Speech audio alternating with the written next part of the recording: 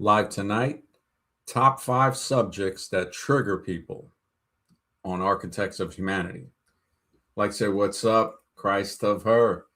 Yeah, religion, definitely on the thumbnail. Politics, yep, absolutely, man. And education. I didn't see the titles underneath the representative. Oh, okay. Yeah, no, you definitely got them right on target, brother. Says it's nearly midnight here in the UK. Have a brilliant, informative stream. Watch out for Agent Smith. Yeah, Agent Smith pops up, especially with the trigger points. Mr. X, good to see you, brother. He says, should be a great stream, man. Yeah, I hope so. I really hope so. I'll see how long I can stream for. A little tired. Uh, Healing, getting over something. I don't know if something's going around out here. You already know all the stuff that's in the sky, the soil, the water. And that's one of the things that triggers people. You have people that are minions of the state, that anything you say that could cause a mental health or physical health problem is a conspiracy, and they get triggered. They get triggered. And sometimes it's not because of just pure ignorance. There will be a bit of stupidity wrapped up in there. This is not an insult, it's a description. Everybody is subject to that, including myself. And that is the first step to not acting in that way. But religion, that's a trigger point. That's why we have that in the thumbnail. Brother Ali, good to see you, man. Agent MD above all. You know it's so, brother. Yeah, we have religion, man. Religion, you know, we talked about it many times. There's a difference between spirituality, understanding that there's more to the physical world than what we're told. Evolution is basically the religion of the state, and it is based on a belief that they know everything, just like many other religions. So we know that cannot be right logically, reasonably, mathematically. So there are things that we can touch upon that will trigger people in those areas of religion. The next one was politics on the thumbnail. Politics, we already see. You can't even say anything wrong at this point that is actually going on. You can't state it. You can't state the wrongs. You can't. I mean, we're seeing open crookery. When has there ever been a an honest politician? But it's getting so openly crooked, and people are worshiping that. They get into Agent Smith. Agent Smith comes out quickly with the politics. We see people defending that. You know, the fact that it's on the record that this guy paid his way out of a felony for rape and is sitting in the Oval Office, it doesn't surprise me because wasn't Thomas Jefferson a rapist? Wasn't many of the other ones, right? Oh, we're not supposed to say that because that's a trigger point. That's one of the top 5 things that triggers people. Politics, very strong. Now, you know, when we criticize or just point out the mistakes, the contradictions in the religion of evolution, that's why I have the person with the college and his degree. Mr. X, good to see you, brother. Hey, good to see you, MB. Good to see you, MB. Great job last night. I'm sorry I couldn't get on, but you did a great job. Very Thanks. informative. Yeah, I was a little tired, but yeah, I figured you guys, you know, the mine too. He said he was working late, so yeah, I figured, you know, if anything, it's cool, man. We an hour was good enough. It got the point across, you know, Cipher, Agent Smith. The trigger points mostly we do see Agent Smith come out, and then we see sometimes a little bit of Cipher in there with the triggering. Like Mm. you would see people that support the president elect, and they might not know everything that he's done, the dirt. But when that dirt comes out, and they support it, like I mean, How do you support somebody that paid their way out of a rape charge? I think it was like $80 million or something like that. Mm. And it was like 30 something felonies. So when somebody turns into, it's not even Agent Smith, it's Cypher at that point. It's a betrayal to themselves, first of all. And then they'll do it to everybody else. To say, imagine if Obama had one felony. Forget it. Forget it, man. They would be, I mean, they wouldn't let that die. But you see people making excuses. I have to give credit to some of these investigative journalists. I think it's called the Good Liars. They'll go and interview people that go to Trump rallies, and the stupidity is overwhelming. Yeah. I mean, Bonhoeffer was right, man. Against stupidity, we are defenseless, man. But I've talked to some people who like Trump, and a lot of times they're happy about things that they think in their mind he's done or is going to do, but hasn't really done. Bro, So it's it's an illusion if you think about it. it's a trigger point. You can't talk to them. Oh, Yeah. no, no, no. That guy, Trump's friend, the spiritual advisor, no, he got sentenced to 4 years and only did 6 months for the grape of the 12-year-old. And he did it continuously until she was, I think, around 16. Robert Morris, I think, was his name. Just got out 6 months. I mean, just the fact that they would only sentence him to 4 years, and Mhm. he was Trump's spiritual advisor.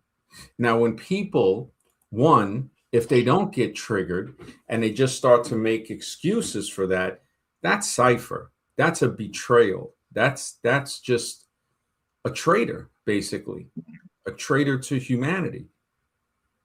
I mean, the fact that now you see who he has, a woman, she's speaking in tongues. She's doing some beyond Benny Hinn. It has gotten to a level of killing chickens.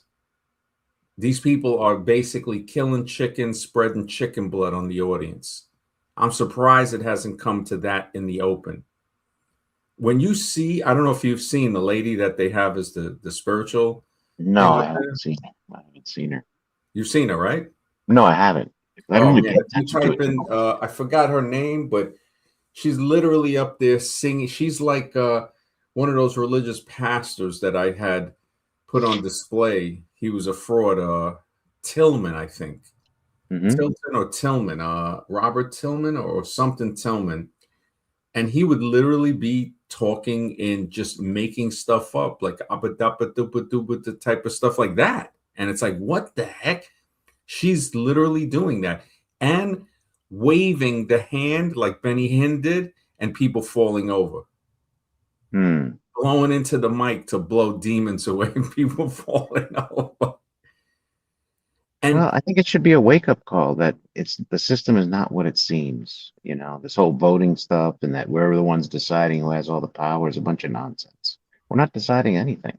yeah, we're not deciding anything, but the circus show that's in there is beyond belief almost. I mean, Ringling Brothers and Barnum and Bailey would be jealous Hmm. to see this type of a circus show that's there. Look at JD Vance. JD Vance, the vice president, they had a thing, I think, where he met with Clavicular. Oh, jeez. This is the clown show level, man. This That's is the pretty clown. bad. If anybody with any type of influence, these people are like vampires, man. Yeah. But They're they know like what they're doing too, that they know what they're doing by meeting with these people. You may not like them, I may not like them, but they got a following and they know what they're doing. this is just, I mean, the fact that Jake Paul, Joe Rogan, Hmm. it's like they had Kid Rock doing some military advisory stuff. That goes back to like the 9/11 thing where Right. Dave Chappelle did the skit and he's like, they're like, oh, let's call up Ja Rule and see what he thinks. It's like, who the hell cares what Ja Rule thinks about a military excursion? But those Kid Rock. zombies will eat it up though. Just because you don't think it looks ridiculous, and I do too, doesn't mean there's a millions of zombies out there that say, wow, Oh, that's there's looks great. millions, Yeah. millions of I mean, the zombie stuff is just on another level. You got But to look at it. We're looking at it from the outside in, and we're the minority. yeah, That's yeah, really it what it is. definitely. Yeah. It's just, and it's funny because just speaking about it, it has a triggerness for. It's one of the trigger points: the politics, religion, education, basically school. That's the evolution zombies. Red Blur, brother, good to see you, man. Always a pleasure, brother. This is the top 5 subjects that trigger people. I put 3 on the thumbnails: Mhm. religion, politics, and school or education. We see people with degrees, but then we also have medicine. We've seen people get triggered on that. You talk about the medical thing of what was going on before. Oh, they got triggered. They became Agent Smiths real quick with that. Mm. That was big time Agent Smith. And then the betrayal. Oh, you look at these celebrities that were saying the people that didn't get the jab were the enemy. I Yeah, mean, this is 1936 Germany at that point. it is. And so that's another one, we put that in there. That's the fourth. And the fifth and other trigger points, if people have any ideas, yeah, throw it up in there. That would definitely be a good idea. We'll Mhm. take different types of suggestions. And But they know what they're doing, MD. They know what they're doing because they have two parties, the left and the right. And they put the trigger points for the right here, and they put the trigger points for the left here. And then you have complete control. yeah, yeah, people are really, really to the point where, like Mhm. Cipolla wrote in the Basic Laws of Human Stupidity, a Mhm. stupid person is someone who causes harm to others without deriving any personal gain, or and often incurring losses to themselves. So they're Well, the think person. about it, MD. Oh, I'm Uh-huh. sorry. No, like this is how powerful it is. Like you've been on evolutionist streams, okay? And they've accused you of being a Christian. Well, people who are on the left, if they accuse you of being a Christian, that's no different than them accusing you of being a Trump supporter. Something you're completely not. But that's how powerful it is. Once you get the label, everything else is included in that label. Yeah. You know, you don't believe in evolution? Oh, you must be some religious fanatic and a Trump supporter and a MAGA lover. Automatically, even though you're not, they're going to label you like that just for disagreeing with one point. Hmm. Yeah. They get triggered big times. Retro, good to see you, man. He says greetings and salutations, Max panel and the chat. Good to see you, brother. Good to see Yeah, you. the trigger points, we have it with the religion, we have it with politics, Mhm. education, medicine. We see it in the medical field. We even see it in the technology. If Yeah. any type of technology comes out that is not uh, beneficial, like we see with the towers, we see with the stuff in the sky. I mean, we still have people denying that. And funny enough, with all the AI data centers that are Yeah. popping up, there's no more mention of the climate. There's nothing that slowly disappearing. Yes. Might even be quicker, yeah, because they're dumping these. I think it was, and both sides of politicians. It's just really sad. I think it was the Dems that brought up the I think it was AOC. She showed the dirty drinking water, or the Mhm. dirty water from the data centers, the surveillance centers, that what it's doing to the water much, and that's on top of what is happening with the electro sound, the pollution. I mean, sound pollution is real. And people have videos on YouTube where you hear like it sounds like they're next to an airport just humming. And then there's these lower hums that are almost, they're hard to detect, but you can feel them. Yeah. And people are starting to see this, that this monster, if you talk about this, that's another trigger point. You can trigger Agent Smith with that quickly in someone. Oh, of course. Quickly. Retro says getting rid of middle ground removes free thought. Always enjoy polarized division for easy control and inner bickering. Yes. Ooh, yes. Yes. Yeah, they really yeah, man. Sapola, he touched on it with the five fundamental laws, universal underestimation. That's the big one, where Mm, we constantly underestimate the sheer number of stupid people in circulation. yes. 100% agreed.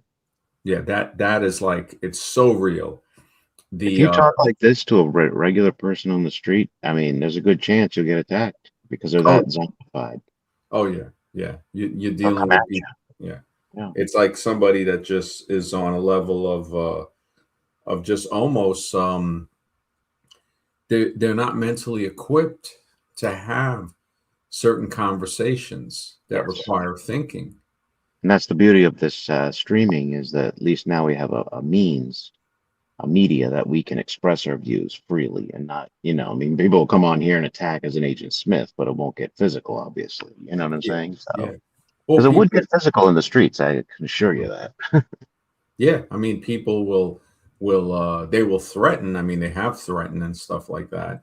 And I look at it like, wow, this is crazy that somebody would actually do that, or they would say stuff that, like you said, on the street, if they were to say that to somebody, if they were to threaten somebody, because it's illegal to threaten people, whether it be Yes. online, on the phone, in the street, and that's considered assault.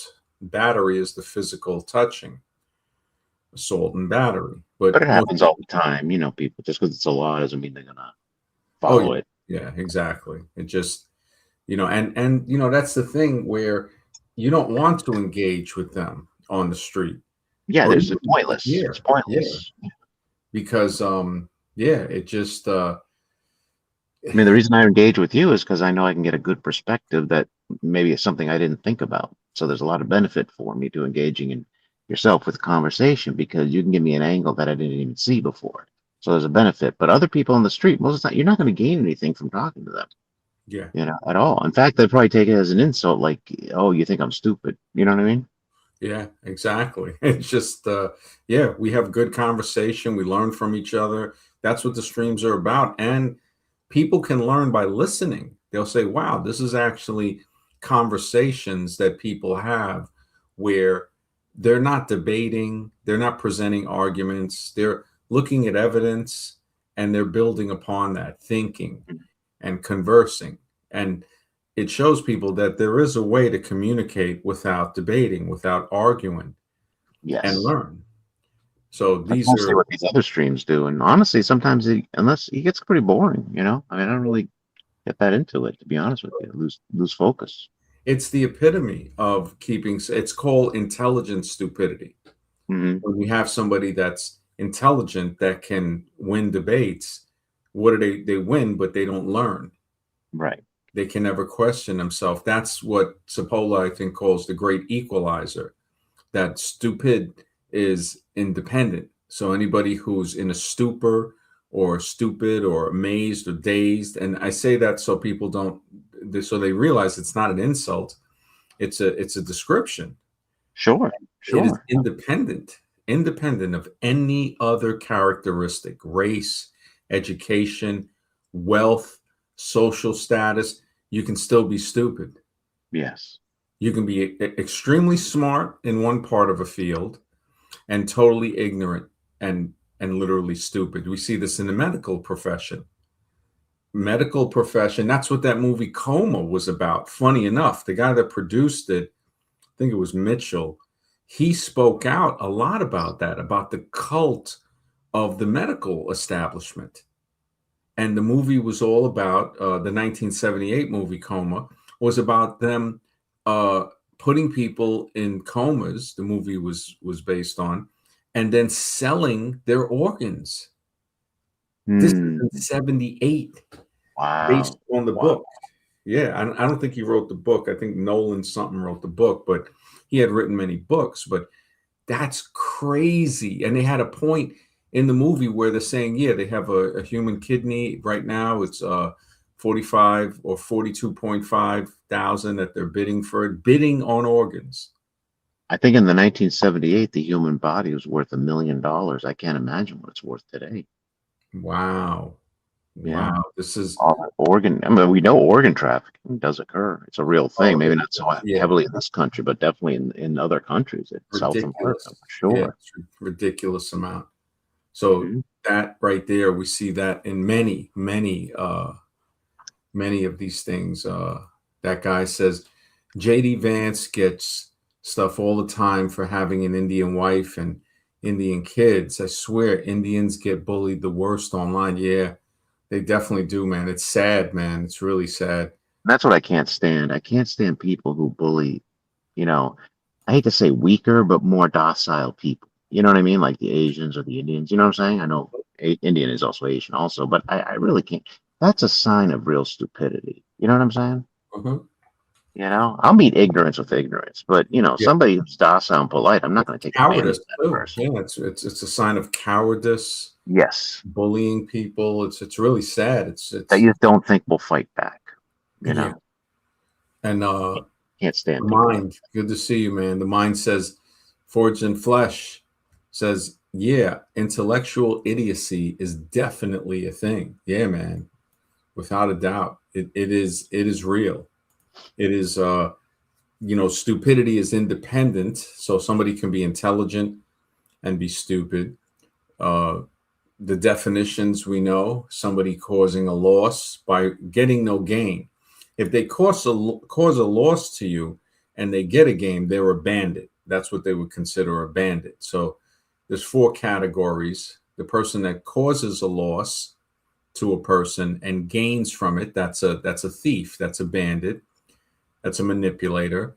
The person that causes a loss to you but gets no gain, that's a stupid person. And they can even incur losses to themselves. And then you have the person that causes a gain to you and doesn't gain from it. That's the helpless. that. So they just only cause a gain to you and they don't benefit at all. They're helpless basically. And because they'll help someone else, but they're not gaining from it. And then there's someone that helps you and helps themselves, and that's the intelligent.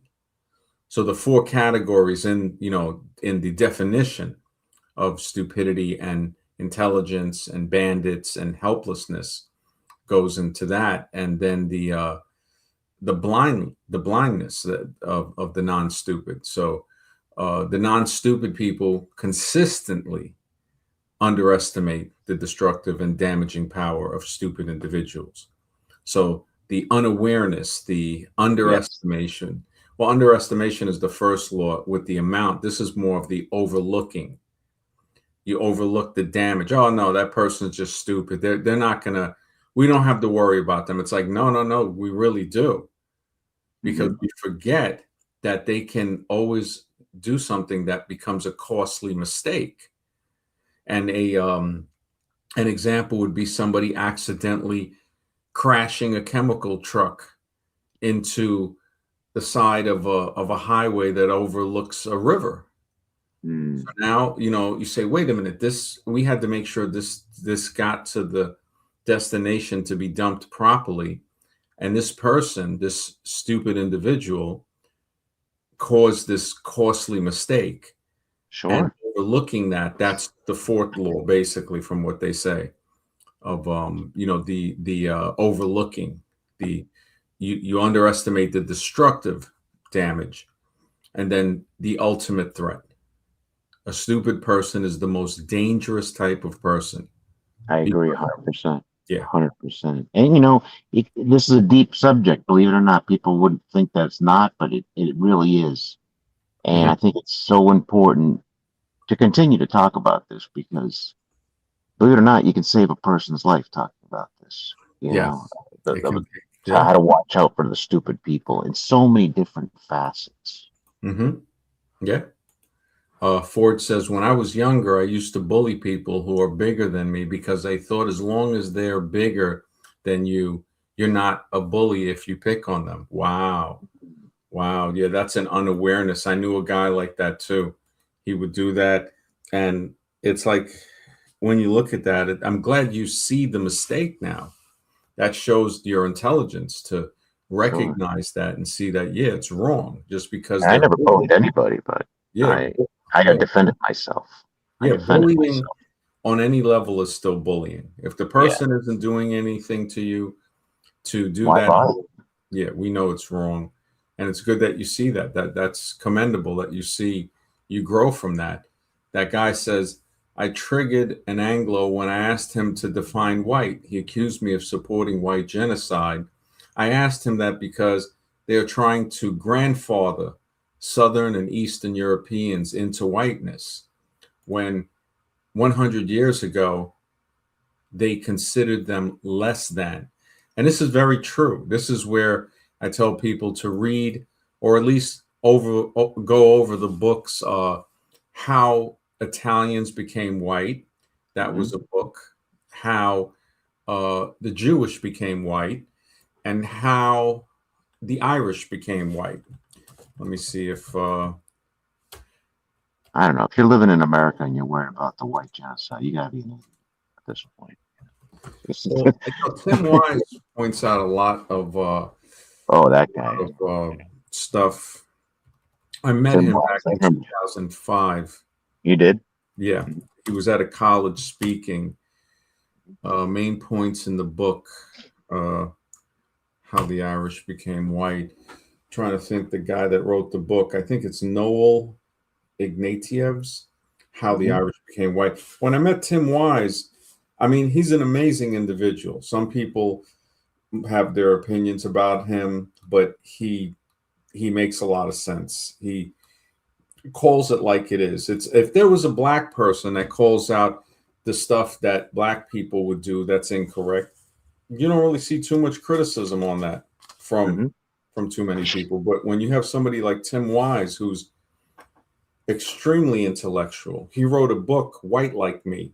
The I think it was like The Adventures of an Overprivileged Son or something like that, or the Life of an Overprivileged Son, because he said if you have people that are underprivileged, well, then you're going to have people that are overprivileged.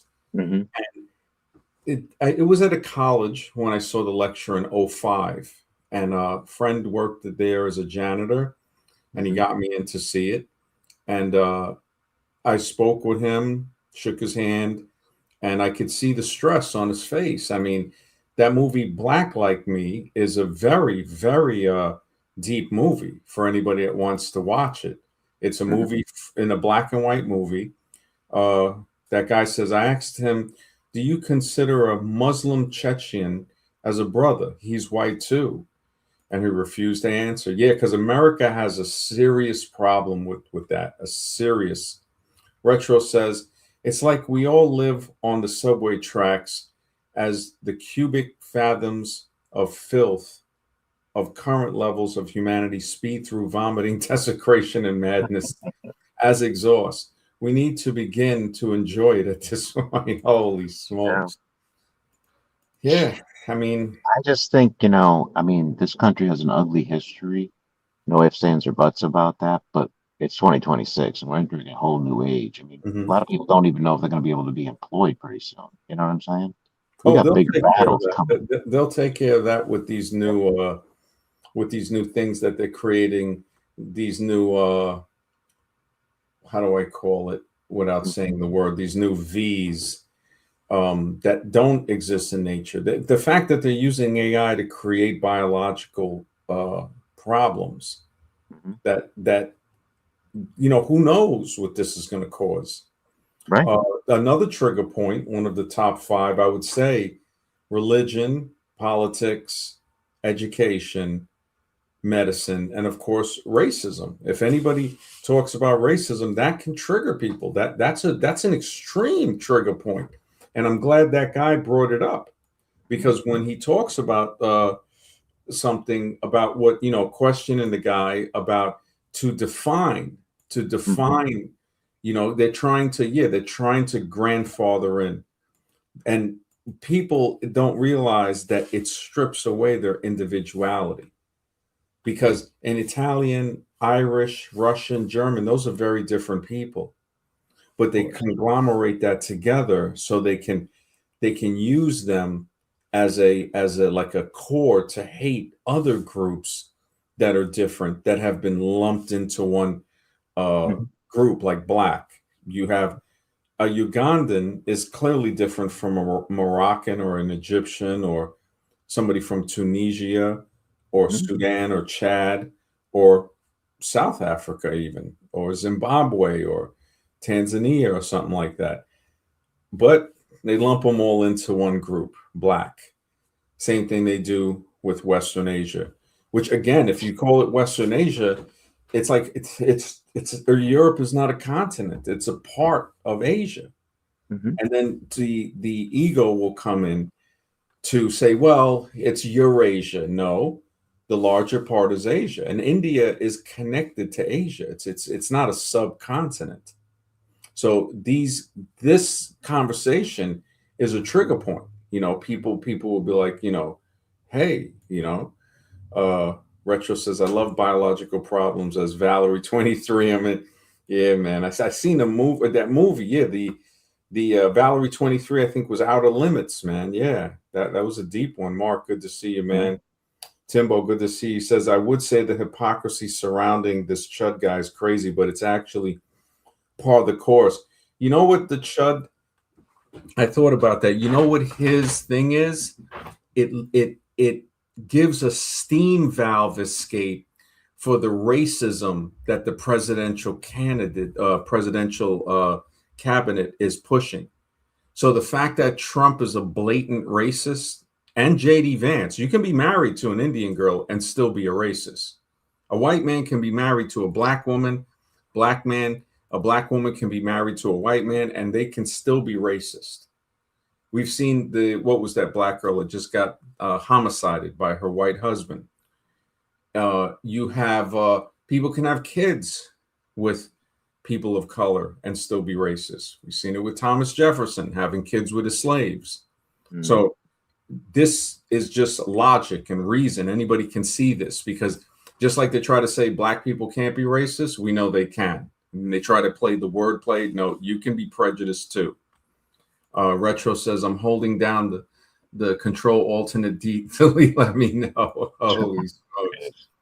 There's a lot of racism in India too, man. It's ridiculous. The Indians hating on Indians. And this Mhm. is one of those this could be very up close in the top three, beyond the top five subjects that trigger people. Racism is deep. Like this book by Noel Ignatieff, where he writes How the Irish Became White, and he presents the evidence. Of course, AI will say he argues that. No, he's presenting the evidence. And when AI hears me talking, if I refresh this, it'll delete argues and put another word. We are at a level of surveillance that is That's what I'm beyond saying. Vicky. Remember iRobot, Vicky? Yep. We are beyond Vicky. When Vicky Don't was even have watching, free speech anymore. That's what I'm saying. it never was. I mean, there's free speech. It's freedom of speech. Just watch what you say. Yeah, So, exactly. yeah, it's Which isn't just, yeah, really it's free. always, yeah, it's like Yeah. you were always free to speak. It's like the person telling you that you have freedom of speech, the government that tells you that, that's the crook. Yeah. That's like the mafia saying, we're giving you freedom of speech. We're Mhm. protecting you. Really? Really? It seems like you're extorting me or bullying me. But Yeah. he We're brings getting. in 19th century Irish immigrants overcame severe Anglo Protestant prejudice. So, not merely through assimilation, but by actively embracing American white supremacy.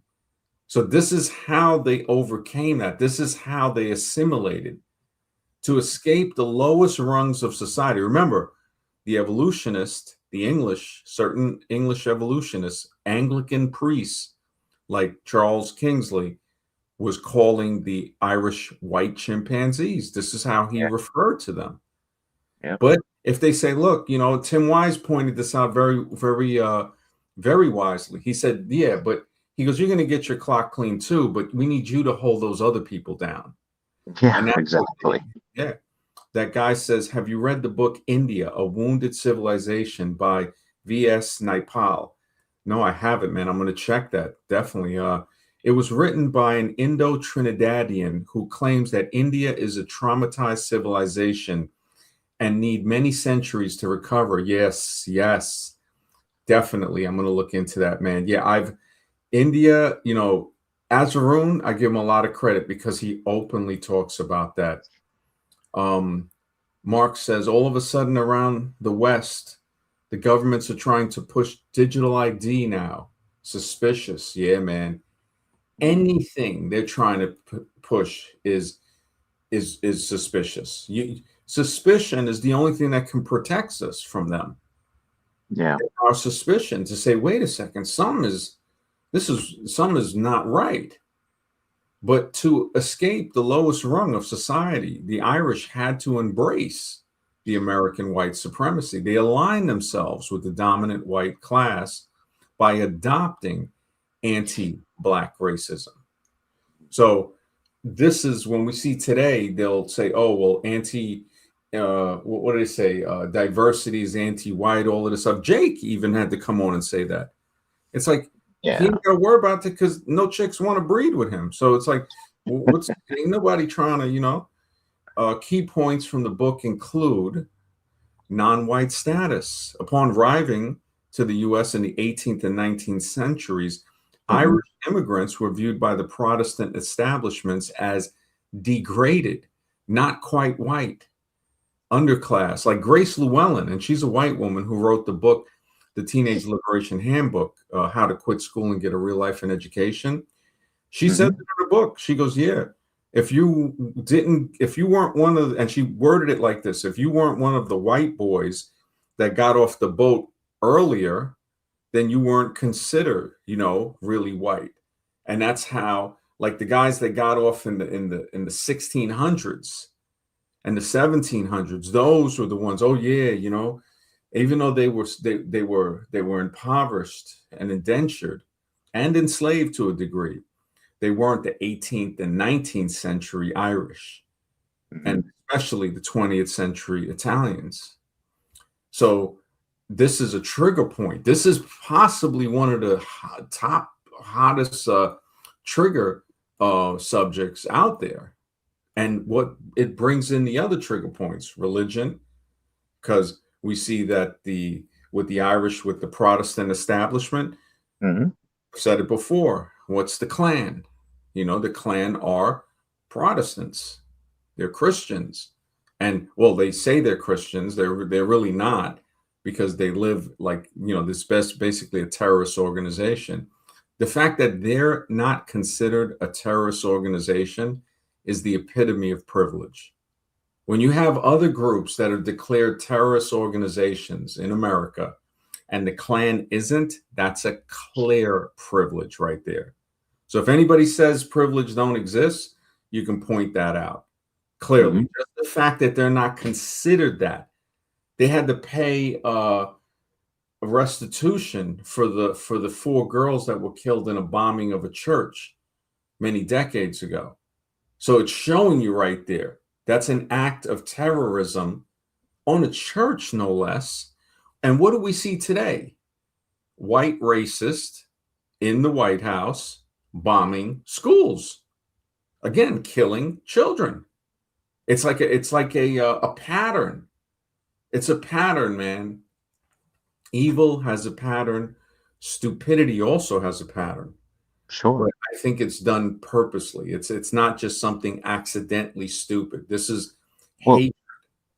there is a connection though between Ireland and India and what they went through, and that connection is England and the royal family, of course, who are directing there, who was behind the scenes. Mhm. So we see that in a society that has a clear hierarchy with a royal family who controls most of the Mhm. wealth, that's where all this originates from, this world domination and to oppress societies and to call people less than or like more like animals than humans Well, because it stems evolution. from colonization. Well, colonization was one, but evolution fueled that. Remember, evolution was before Darwin, so this was their manifest destiny. Well, it was a religion, clearly. It was an Yeah. ancient religion that Darwin just brought back to life, Well, basically. Darwin, he didn't There's nothing exactly bring it. scientific about Darwin. There's nothing Well, scientific. they organized it. They Yeah. organized the grift, and they Hmm. said, "Look, we're going to make it look scientific," which made Yeah. it thousandfold more dangerous. And but the racism in there, who had brought it in, that was the creation of it. Mm-hmm. Brian says growing up white is the problem. How about just growing up as a person, you We know? never talk And of course, religion. they wouldn't talk religion or politics because when you trigger somebody, you can learn, you can grow. So there can't be any trigger points that are allowed because somebody might actually say, "Why am I getting triggered?" And then they might grow. But of course, like if somebody says they grew up black, it's like, no, you grew up. Well, maybe you didn't grow up. Maybe you're still in a childhood state of mind. Um, Mm-hmm. and seeing that, okay, you grew up under a condition that labeled you with that, whether you liked it or not. And it's hard to break those labels. I mean, it's like they put those labels on us, those ones that are hard to peel off with Right. that super glue on it, that you can't even get it off with oil. You got some stickers that peel right off. You got some that peel off and leave a little residue. Then you got those stickers that you got a problem trying to scrape them off. It's like you don't know what type of glue they used on them. Like, dag, this thing is just it's But ridiculous. I'm thinking about it. You know why I think the racism grift seems to be a resurgent happening right now? I think because a lot of it has to do with the fact that this digital platform that we can now be on, and we can be anonymous. We can post things anonymously. We can speak on these streams anonymously. And so that's when all the racism comes out a little bit, and they feel freer to talk, whereas they would never say this face to face to somebody or out in public. You know what I'm saying? Some people might, like that guy Some Chud. people would, but most wouldn't. That's all I'm saying. Well, Most wouldn't. Chud the Builder is a good example that Yeah. people brought up because they're chastising this guy to say, Hmm. look, somebody who's an open white racist is getting in trouble, and they're forgetting about the worst white racists in the country, Trump and Vance and Hesgeth and just the monsters that we see. This is like a monster mash, really.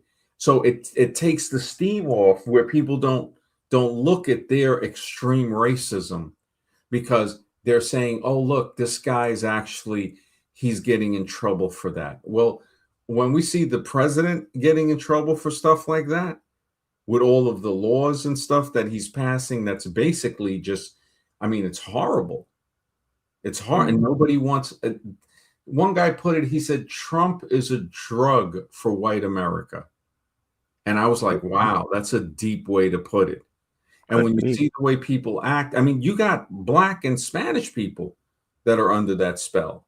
Hmm. Remember, Tuskegee.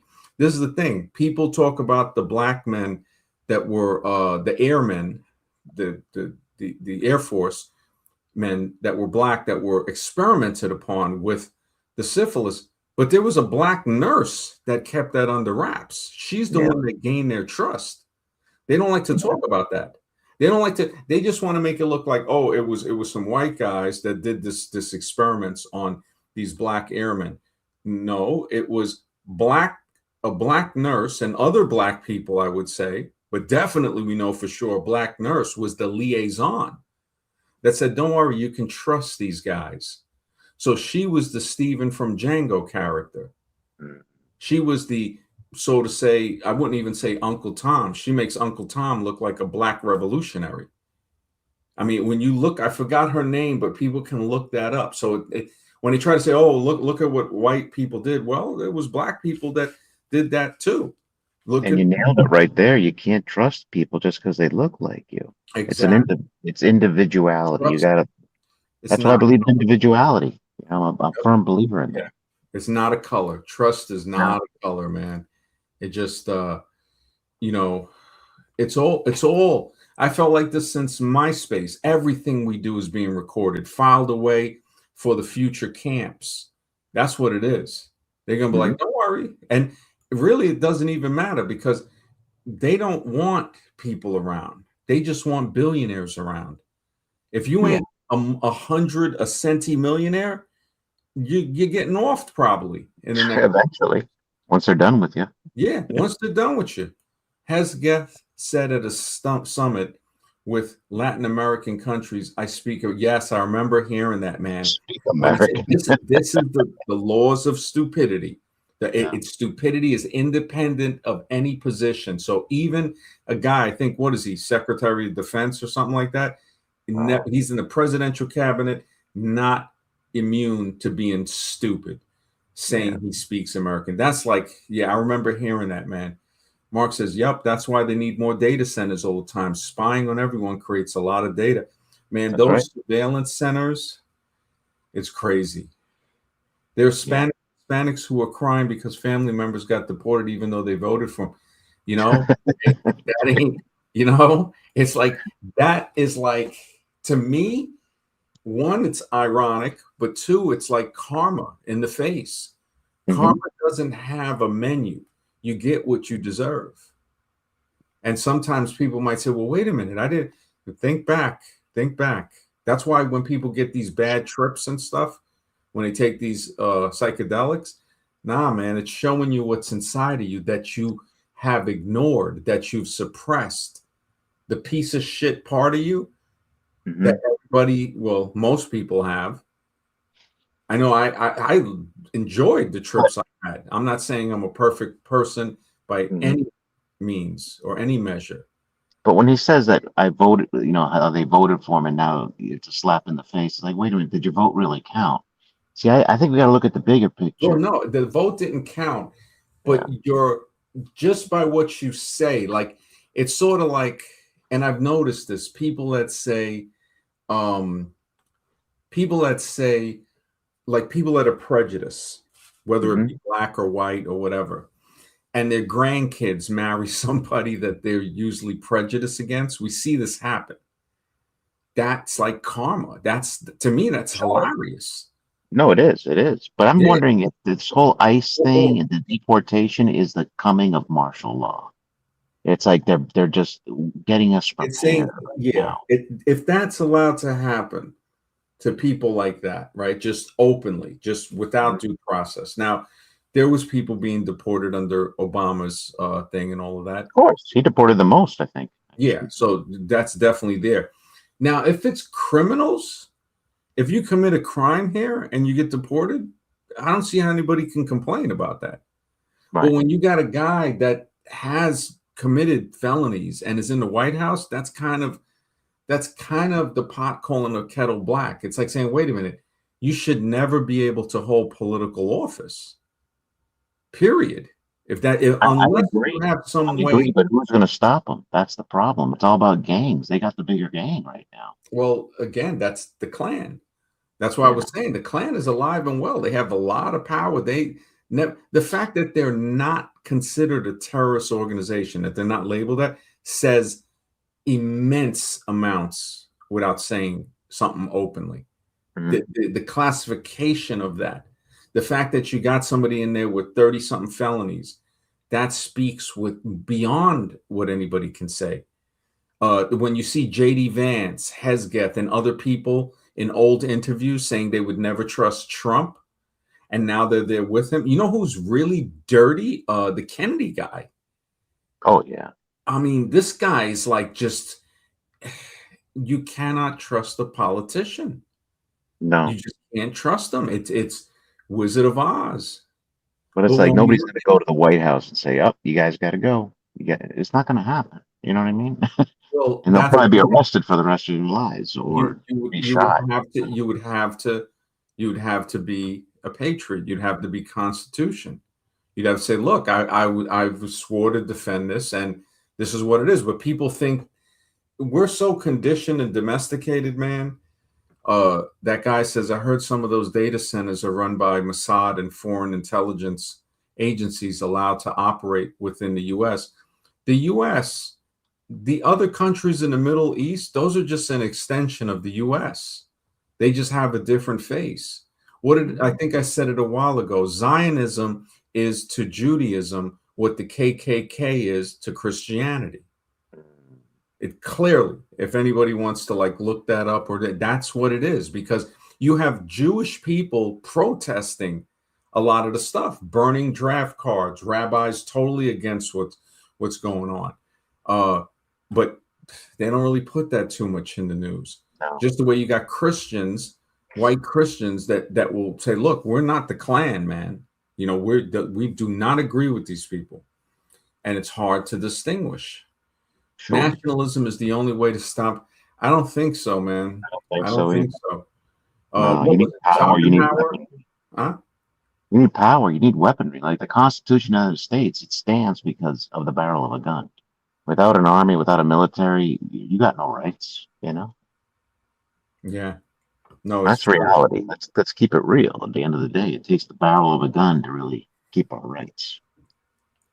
Well, it's to really it's to really keep your liberty, Mhm. because it shows us how safety and security are temporary at best and a Yes. horrible illusion at worst.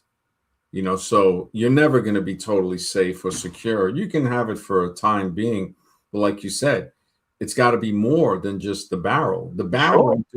The barrel ain't doing nothing against LRAD.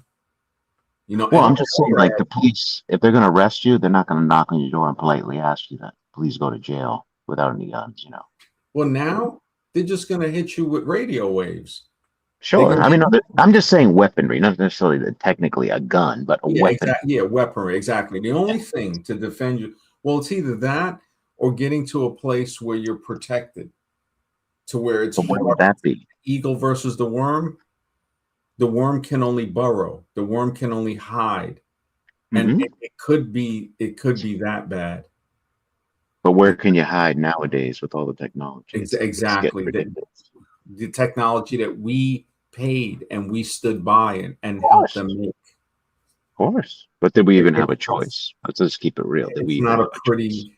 Well, we always have a choice, but we wanted I don't comfort. want my tax dollars going to bomb children in the Middle East and their schools. I don't want that, but I didn't have a choice. Well, the only choice, there's always a choice, but the choice ain't a nice choice, because Hmm. it says, okay, you can't work on the books. You might have to die young. That's true. That's true. Yeah, you know what I'm saying? And we chose not to do that. You're So right. that's where You're right. that saying eats me every day. When I was like, wait a minute, how if I don't die the hero, I lived long enough to see myself become the villain. I didn't do nothing bad to anybody, Hmm. but it's what we're talking about right now. We're I saying, mean, literally. Oh, sorry. right? No. It's I don't Yeah. want my tax to go and do that either, but it But you does. know what? If I chose to, you're right. You're right. If I chose not to work, so I wouldn't have to pay into the system and live as a homeless person on the streets. Well, not even a homeless person. If you lived as a person that say, and this is hard, I can't do it anymore because Mhm. I'll get allergies of the landscaping, Oh, I'd be dead too in two many days, no time. contractors. So you can make money off the books. You can make a lot of money. You don't have to be that person, that's there. Uh, you could, I know people that have done 1099s and never paid taxes, and they're Yeah, I'm just waiting. saying. Yeah, it basically would cost me my life in the end. To really get out of the And system so completely. we've chosen to live on our knees.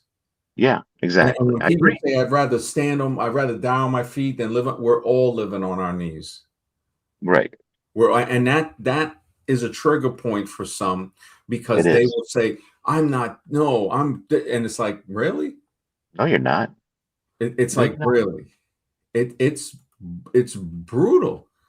Yeah. Globalists, man, are criminals. That's probably the best way. We don't want to call them what they're not. They're just straight criminals. And they already abuse all of us. They already disregard us, and that's it. Yeah, you're right. They just want people to serve them. Uh, that guy says Elon Musk was here illegally back in the '90s, overstayed his visa before he became a citizen. He wants to lecture us on how he's one of the most. He's a racist that is on another level of hatred. The guy we had on here a couple of months ago, Cougar Doomer, even though he's an evolution zombie and I've gotten into it with him on other streams, he came on here, was cool. And he did openly say, he goes, look, Elon Musk is a white supremacist. And he had stuff to back it up. And I'll give him that much that he calls it out. I'll give him that much, man. Cougar Doomer, I think he's a boomer. And just the name is hilarious. Cougar Doomer, you know, Hmm. Doomer. It's like, yeah. Or like, look at the guy that came on the other day, Agent Primate.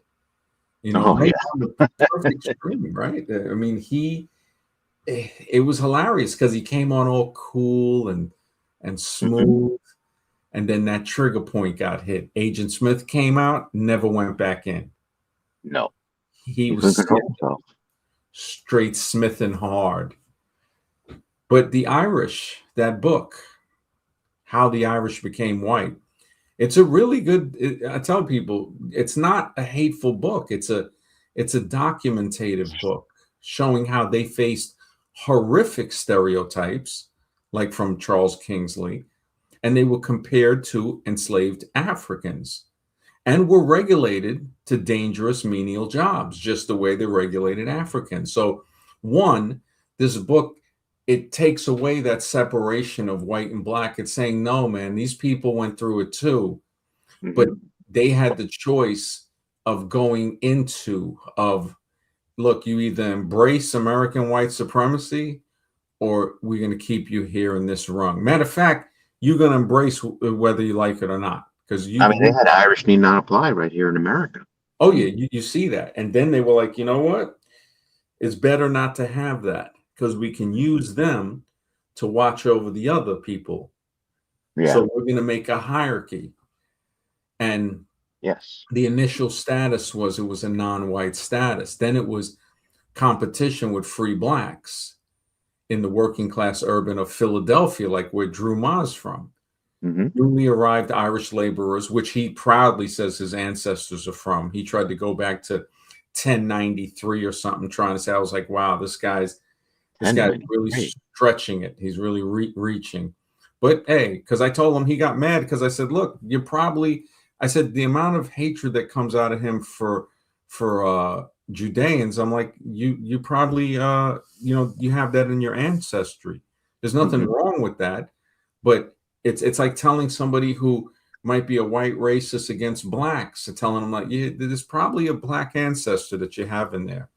Somebody like, and you wouldn't know because if you had somebody back, let's just say in the great great great grandfather, you're looking at like many people to make your great great great grandfather, to make your great great great grandfather, to make your great great grandfather, to make your great grandfather, to make your grandfather, to make your father, to make you.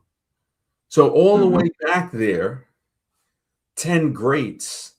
If somebody had a child with a black person and everybody else was breeding just with white people or incorrectly called white, just Irish people, you wouldn't see that come through. After all of those generations going down, it would literally, and we already see when we talk to Drew that his kids just in one generation, he said his kid was extremely white, his daughter, having a child with a black woman, two children. So one came out brown, the other one came out extremely light. So imagine that child just breeding with white people, and then her children and her children and her children and her children. You would eventually they would look just like regular what they would call Irish people, Sure. and they would Sure. have that ancestor, which he is married to the black woman. So this is where people try to tell me they're pure. One of the guys from Smash used to tell, "Oh, he's pure Nordic and pure German." I said, "Man, you're pure inbred." I said, "That's what you are, pure inbred." And he got angry, of course, because that's the only way, for us to learn to be like, "Look, man, we got to test the boundaries." That guy says when westward expansion happened in the U.S., the Irish were the first ones sent in and used as a buffer between the Anglos and the Native Americans. Yeah, yeah, man. Makes sense. Makes Yeah. sense. And also about your theory about the human race and how we all came from a much lighter skin, blue-eyed, Yeah. very white, pale. Is it Yep. possible that those people still exist, maybe living underground? Maybe that is just the advanced society that is still with us that we don't even are aware. Underground, I don't even think they would have the blue. I think it would be more of the pink, like the Avatar. So it would Sure. be the pure albino eye, the pure albino skin, where you couldn't stay in the sun for, you're looking Yes. at, yeah, even certain light bulbs. Like there's a lady from England where certain light bulbs would affect her. That's how sensitive her skin was. And, Mm. so there's different markers.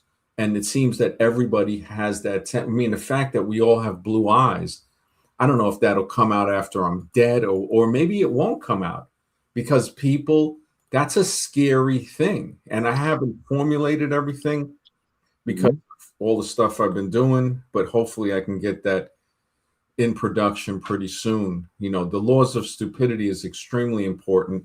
I need to produce the book for myself to Oh stop yeah. doing dumb shit. To say, Yeah. okay, I wrote here, and reading off Sapola's, I'm giving Sapola and Bonhoeffer credit clearly because they are pioneers in that field of saying, sitting and thinking and saying, damn, there's a lot of stupid people around, man. And to Mhm. think of how stupid we've been before, you know? I think it was much worse on the old stream with Smash, and I mean, Oh, I mean the people that would come on. I mean, you were dealing with the worst of the worst. You know what I mean? yeah. And yeah, man. 3, 4 generations ago, a lot of people lived difficult. A lot of people barely trying to scrape it together today. I mean, you think about 3 or 4 generations ago in World War II, say 3 generations. You remember, black soldiers did not get the GI Bill. They did not get loans, but white Yeah, soldiers did. So that's a legitimate grievance it is. I to agree. say, look, houses and neighborhoods were built off of that. The farms before that were given, what was it called? The Homestead Act, Mm, all throughout Texas, giving white families land, and actually even having those mobs attacking black towns. I think it was on Easter in the 1800s where black men were it was something about voting in the Senate. Man, they killed like 300 people on Easter Sunday, I think it was. Anybody can look this up. Horrible stuff. I think it was Alabama. I hmm. don't think it was Mississippi. I think it was Alabama. But if you look some of this stuff up, it's almost unbelievable, and it's a trigger point. It's a very triggering point. Well, a lot of people aren't aware of this history too. You got to make that aware. You Yeah, know, like I'm being but that's enlightened the when you tell me ignorance. this stuff. That's not stupidity per se. That's Mhm. ignorance. That's the worst type of ignorance. One is not knowing, ignorance. The worst kind is not wanting to know. Mhm. Not wanting to know is dangerous. That's where it comes in to where it's like, man, you look at what they did with the fluoride in the early, I think it was in the 1900s. And they have it on YouTube on film. Mhm. The white workers had got some type of chemical burn, I think, from working with it. And they came out very, like you could see the pinkish, reddish scarring on the skin. So what did they do? They hired black workers. So now Mhm. you couldn't see the scarring. This is how monstrous Yeah. the system is. It's like, yeah, they're Well, not going to give the black guys the work first. mhm. And this is, I'm surprised the so-called white guys that got the job, they're not going to, like, if you look back at this, you say somebody who's not that stupid or can think a little, who's white, might say, oh my goodness, look, they're playing both of us. They're Yeah. playing both of us because they gave the jobs to the white guys. But really, what it was if we really boil it down, they were experimenting with the white guys first. And when they got burned and chemical that you could tell on the skin from the fluoride thing, because I think there was a spill, then Mhm. they said, oh, well, we don't want nobody complaining and being able to show the damage. We'll have black, and the black guys got burned too. Yeah. And of course, they weren't compensated and stuff like that. Horrible stuff. But people uh, need to look that up and get deep. And this is the beginning of learning, Mark. Thank you. At least I don't know. I know I don't know much. And same here, man. This is Yeah. how we learn, by admitting that we need to learn more. Thank you for that, bro. Well, I can mention one thing about definite racism, my experience. Remember going into an antique store and seeing all the salt and pepper shakers that were shaped as, black people at the time, Hmm. all over the place, and it's like, what kind of thinking was that back then? You know Yeah. what I'm saying? Yeah. Why would you need a salt and pepper shaker or some type of thing of a black because it's a black person? It's Yeah. like the mind Crazy. had to be really warped. You know what I'm Yeah. saying? Oh, yeah. I've Yeah. even seen them with jokes of biblical stuff, salt and pepper with Lot and his wife, and you know which one was the salt. Right. Yeah, it's like I mean, just if you look back at the ads, the advertisements, the Or Al dodgeball. Jolson. Al Jolson. I mean, what's Yep, that all Al about? Jolson. The dodgeball was created by throwing rocks at blacks in circuses and carnivals. They would Mm, pay them to have rocks thrown. One guy, he would dodge rocks. I think he eventually got hit so much he became like mentally disabled mm, from getting hit in the head by rocks, saying, yeah. look, we'll pay you $1 if you can stand out here and dodge these rocks. And people Mm, would pay to throw the rocks at them. yeah. And that was the origin of dodgeball, just the way when we look at the roller coaster with the coast and the roller coaster into the coal mines. When people had to take those coal mine roller coasters, it wasn't fun. No. But they said, "Hey, we can make this into a carnival park." I mean, it's when you look at when you look at the origin of some things, Sure. it's like, oh my goodness, Well, yeah, even my mother, because I have Caribbean roots and she grew up in the Caribbean. And when she came over here, I think she was in New Orleans. This is back in the 60s. And she told me a story of giving, a black woman came into the bar. She was working at a bar restaurant and asked for a Coke. And she gave it to her. Next day, she was fired. She was fired from the job. The owner wow, got so angry, so went ballistic on her because she came from the Caribbean, so they just didn't practice yeah, that. it was different. Yeah, it was Yeah, different, and there's a lot of people in the Caribbean. It was different. It was yeah. clearly, yeah, it was definitely different.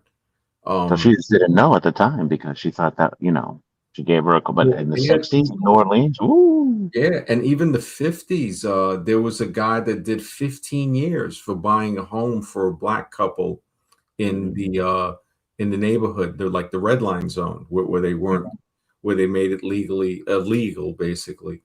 And yeah, yeah. So you had people that were breaking these laws, but when you put that in, I mean, that traumatizes people. It traumatizes white people as well as black people. sure.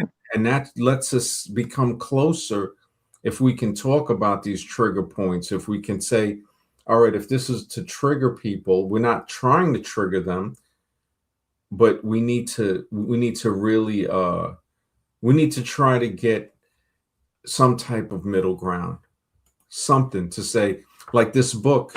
It's a triggering book. Somebody might say, wait a minute, how the Irish became white, but it's actually a very awakening. One part, the path to whiteness. It Mm, secured economic standing and gaining acceptance. Irish workers began excluding Black Americans from the workplace and using violence and intimidation to prevent them from learning skilled trades. So it was a dumbing down of the people and a traumatizing without knowing that they were being traumatized by doing that to their fellow man. right. Institutional alignments where they solidified social status by utilizing powerful American institutions. I mean, America has, of course, an Irish mob.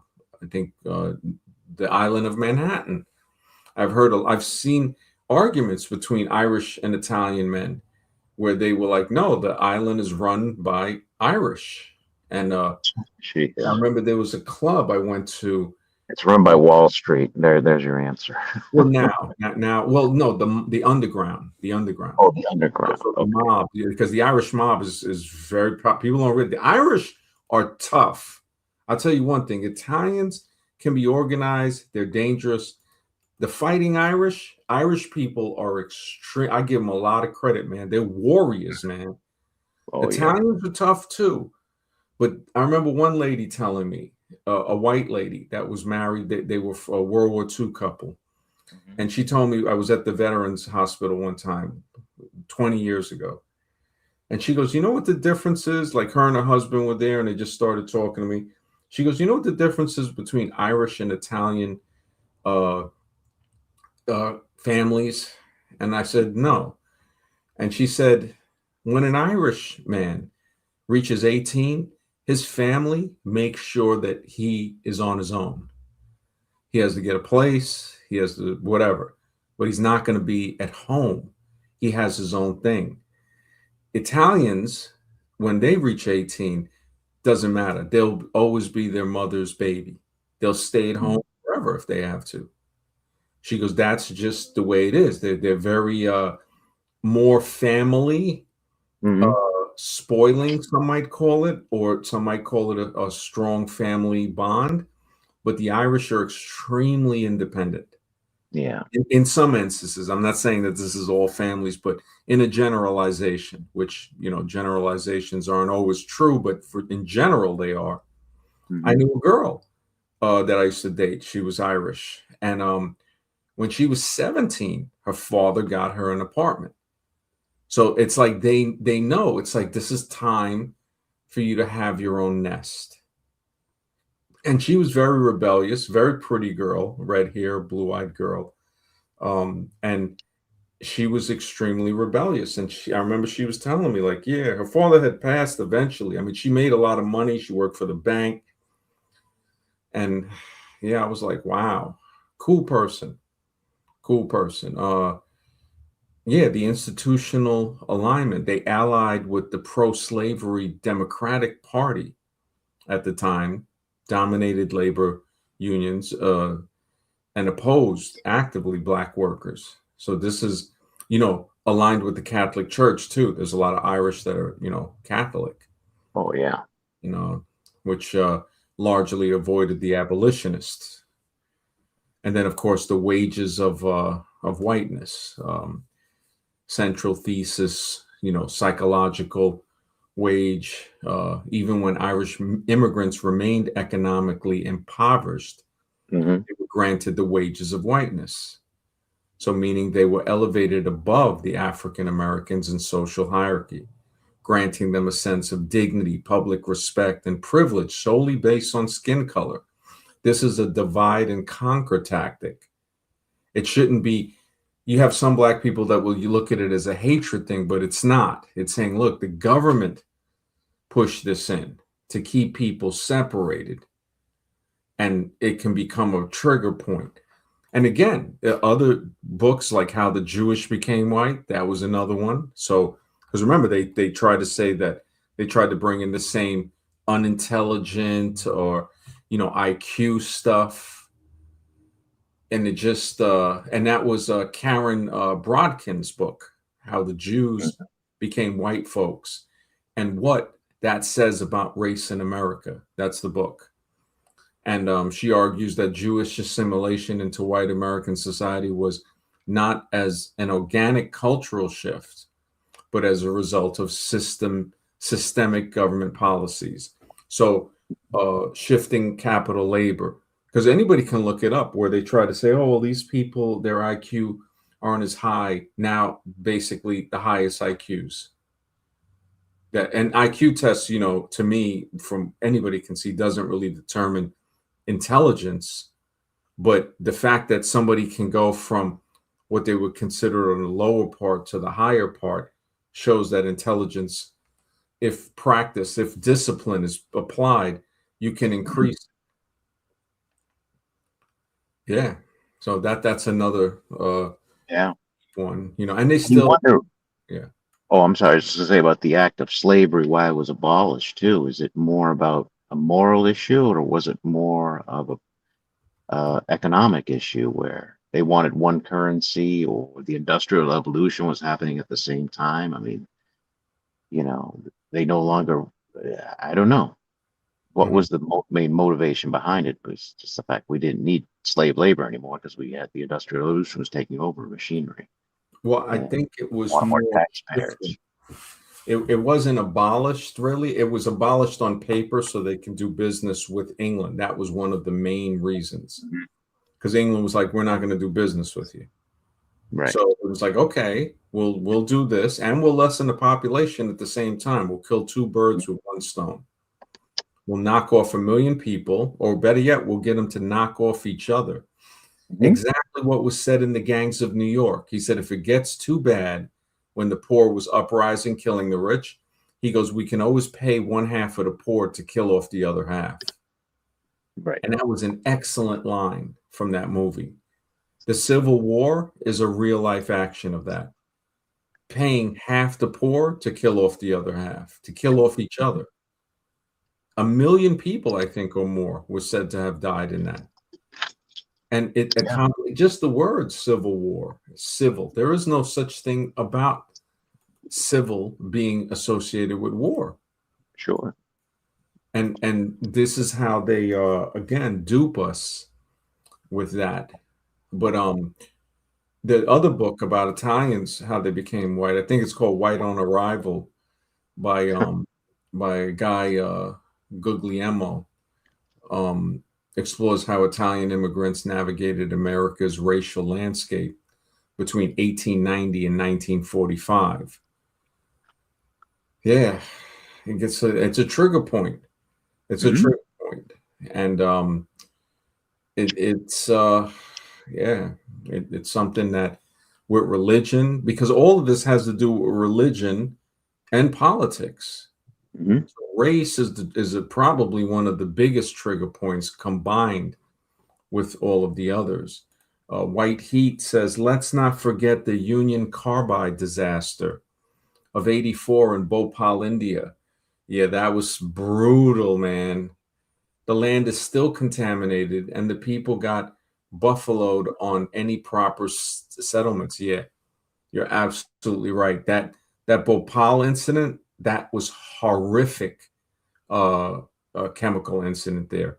If people want to look that up, matter of fact, I'll look it up here.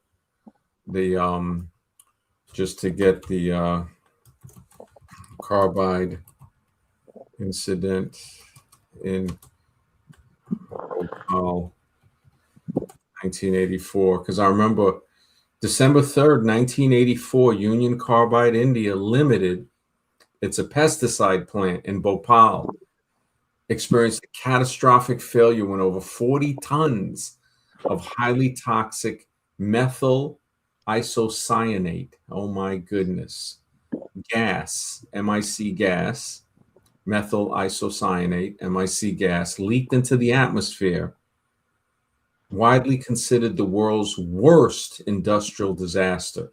And this is in 1984, exposing over 500,000 local residents to lethal chemical clouds.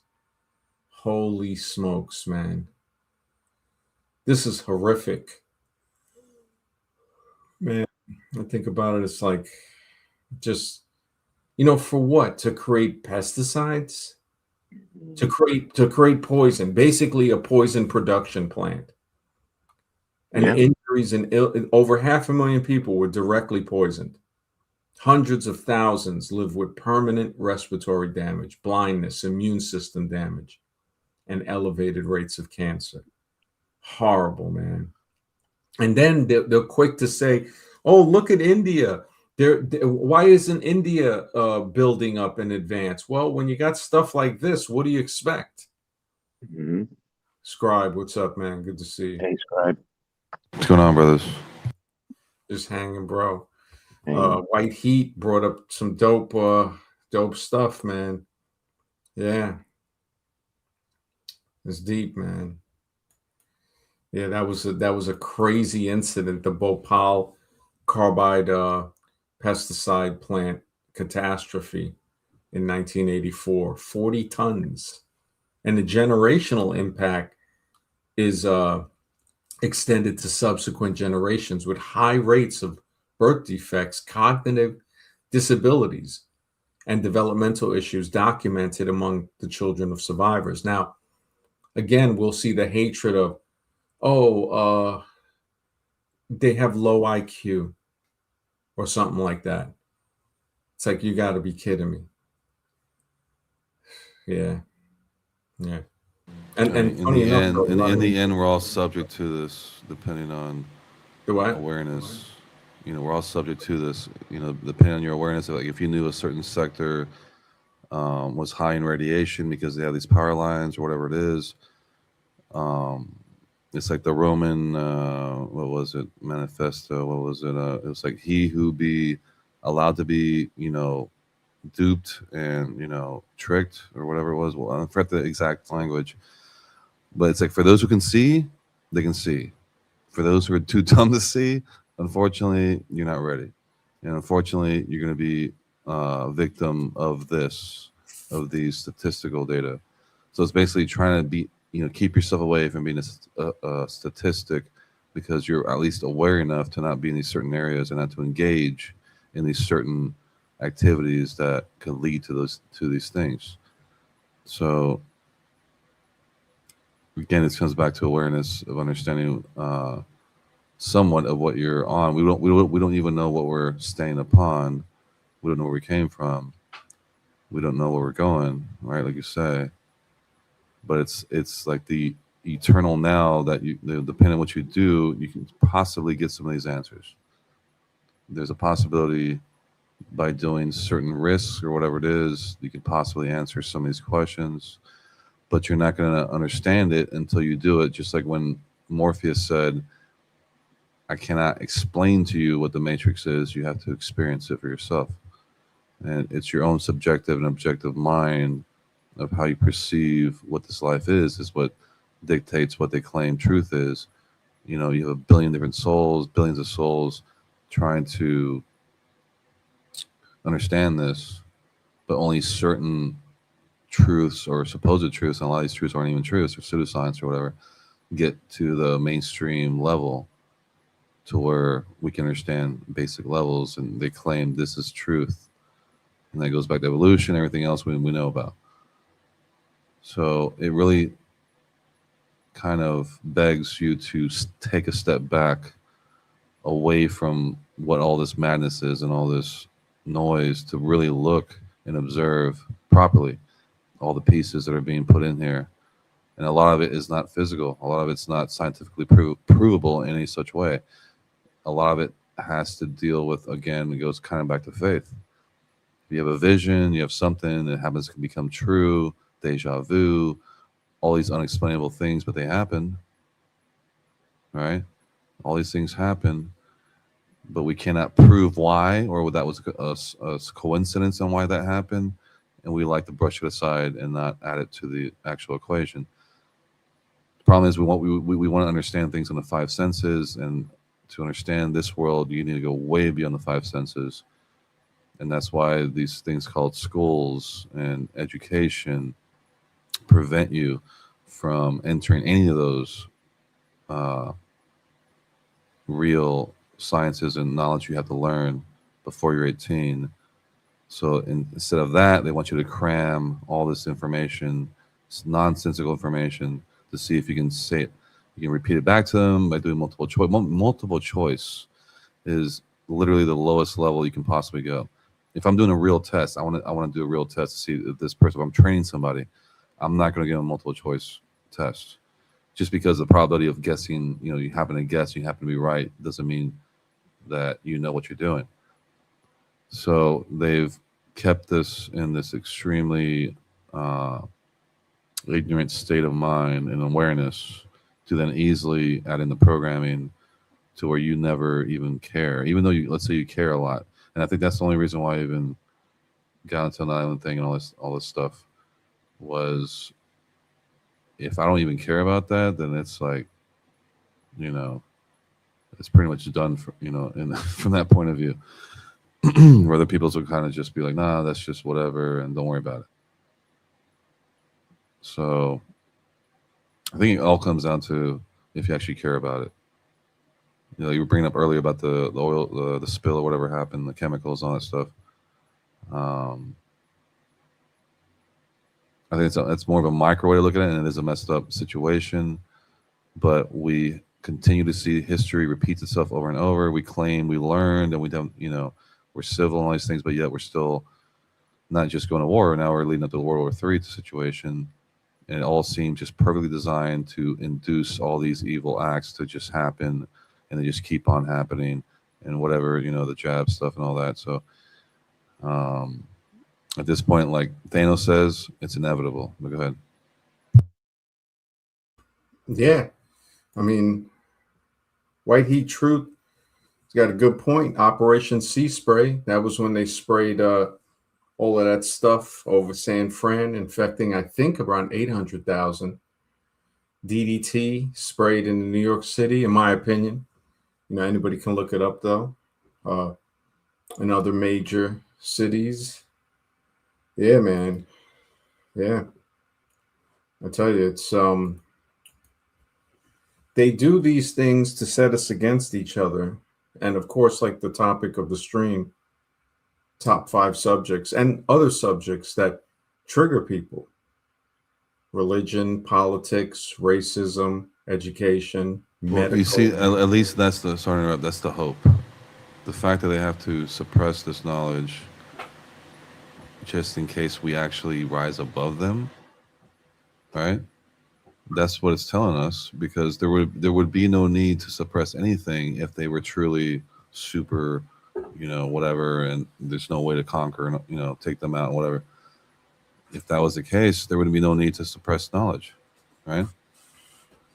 So that's kind of like the silver lining is there is hope.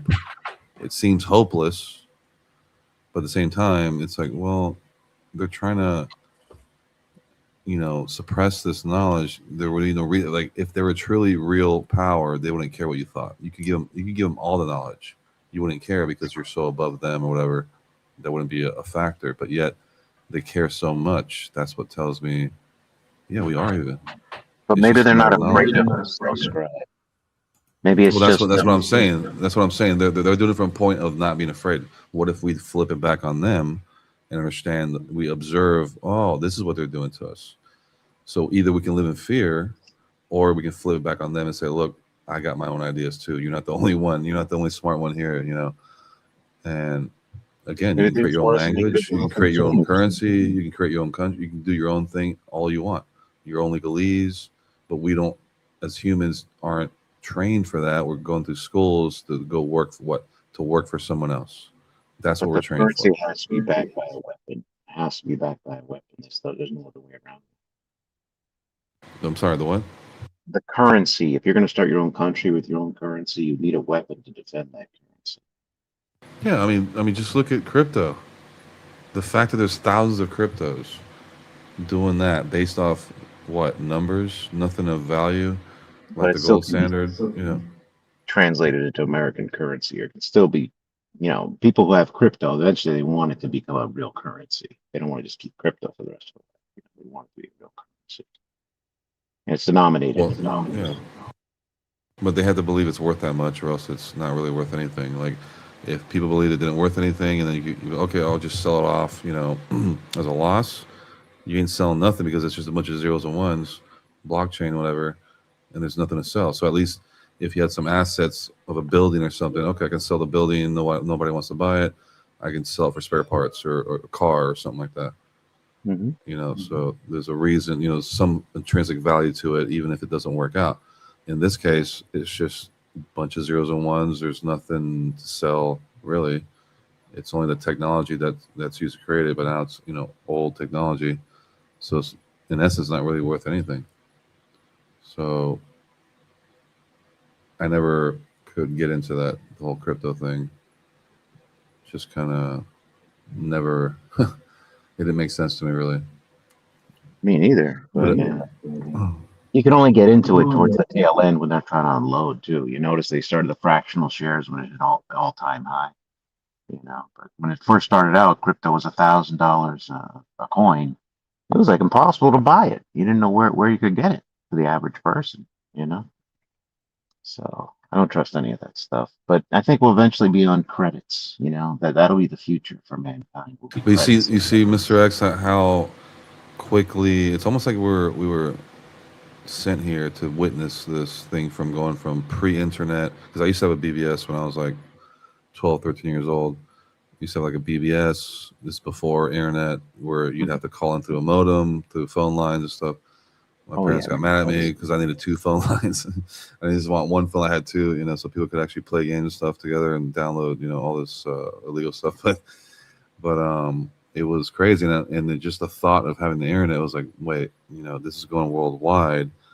So my dream was to basically figure out how to build a product that I can sell online before the internet came out.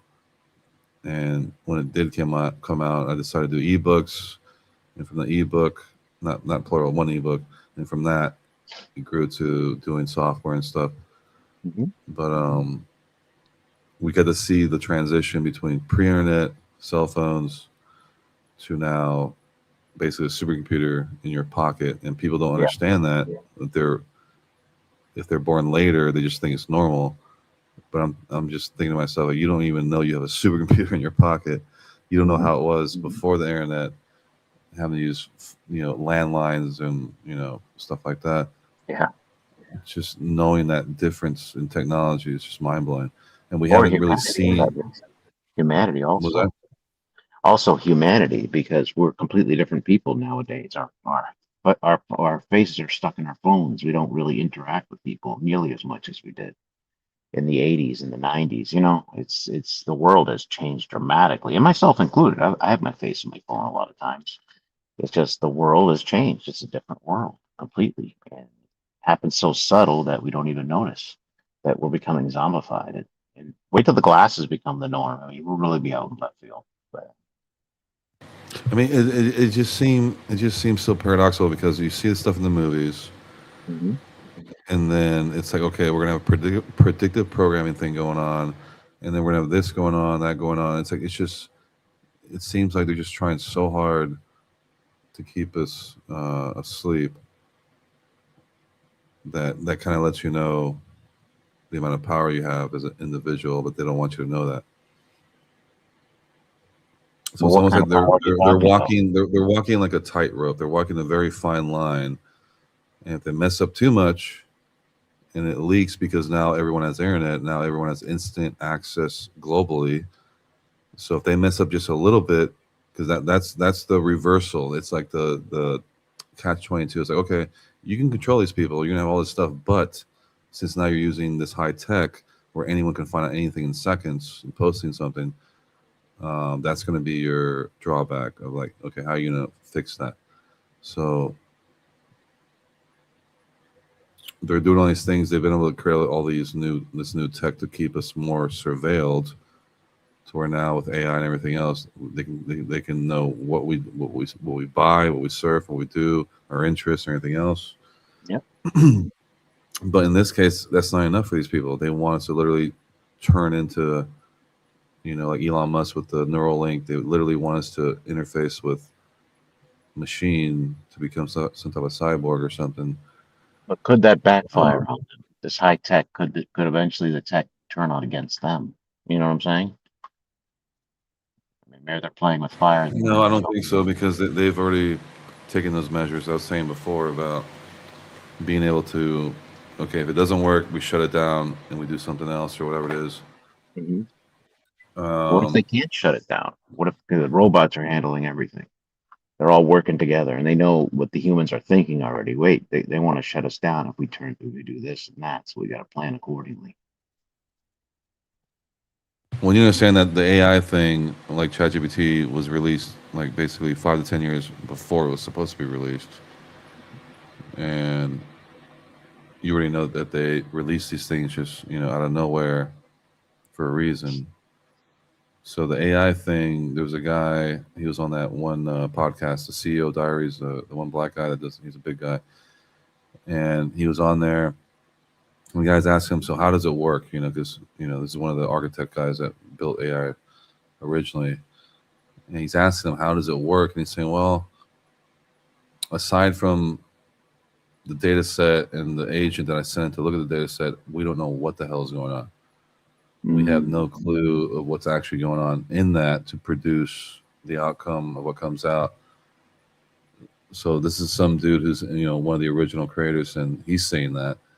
Wow, I look was at saying to that. myself that this is technology from somewhere else that was given to us, and we're just trying to use it. Yeah. And apparently, when you look at it, it defies every rule of code. Like I know about, I've gotten, I've had software companies and stuff where the code has to be clean, has to be updated, has to be, Hmm. but AI doesn't work this way. No. It's almost like it works on this quantum weird random thing, and you'll never see another version of that. It's always one of one. So it'll have these what they call hallucinations or whatever, but I don't buy that. I mean, it's it looks like they're giving it to us in a certain form, but it's not the full form yet. Mhm. And they want to slowly add this to the infrastructure of everything, government, everything out of school, everything else. And then once it's locked in, then you're going to see the real true AI come out with Sure. the true intention. And these intentions are not what we chose. We never voted for this. Uh, and what should tell you that is the way it was introduced. It was introduced in a way where it came out way before it was supposed to come out, and it was just thrown out there as an idea. But now all of a sudden, it's a reality. Hmm. So whenever they do this type of thing, when they throw these things out randomly, that's how you know. Okay, they're just they are accelerating this thing because look, 1800s, 1900s, we're talking less, 100 years, whatever, going from Yeah, horseback to quantum computing. That doesn't add up. it That doesn't. doesn't add up. Really And doesn't add AI, up. it's like, that doesn't add up, bro. There ain't no Yeah. evolution. There ain't no, now all of a sudden, the progression is like stopped. And you can see it Hmm. with movies and video games. Back in '05, '06, '07, it kind of ended. And we've kind of been staying on this trajectory, and they've been making stuff smaller, but there hasn't been any leap in architecture or anything like that. So, but all of a sudden, here comes AI. Hmm. And it's a So we're revolution. It really is a revolution. You can't look at it any other way. I mean, guys, now they're going to be having relationships with AI girlfriends. It's coming. It's coming. It's here. It's little by little. It's happening. I mean, if they're able to pull that off, I'll be astonished. Because I Yeah, mean, that should go against your soul. sure. If it doesn't, then you're soulless at that point. We're definitely heading in what might be considered end times. I mean, I can't say definitely, but who knows? Who knows what the effect's going to be by changing the world so dramatically? I don't know. Was this what this did this AI exist in the ancient civilizations? I just watched before the stream. I was watching a video from Pri Van Mohan where he said in ancient India that he was able to determine, like he says, they probably had robots back in his time with drones, uh, based on some of the artifacts they found. I think they found a metal skull somewhere, and he said it was most likely a robot. That's what it was.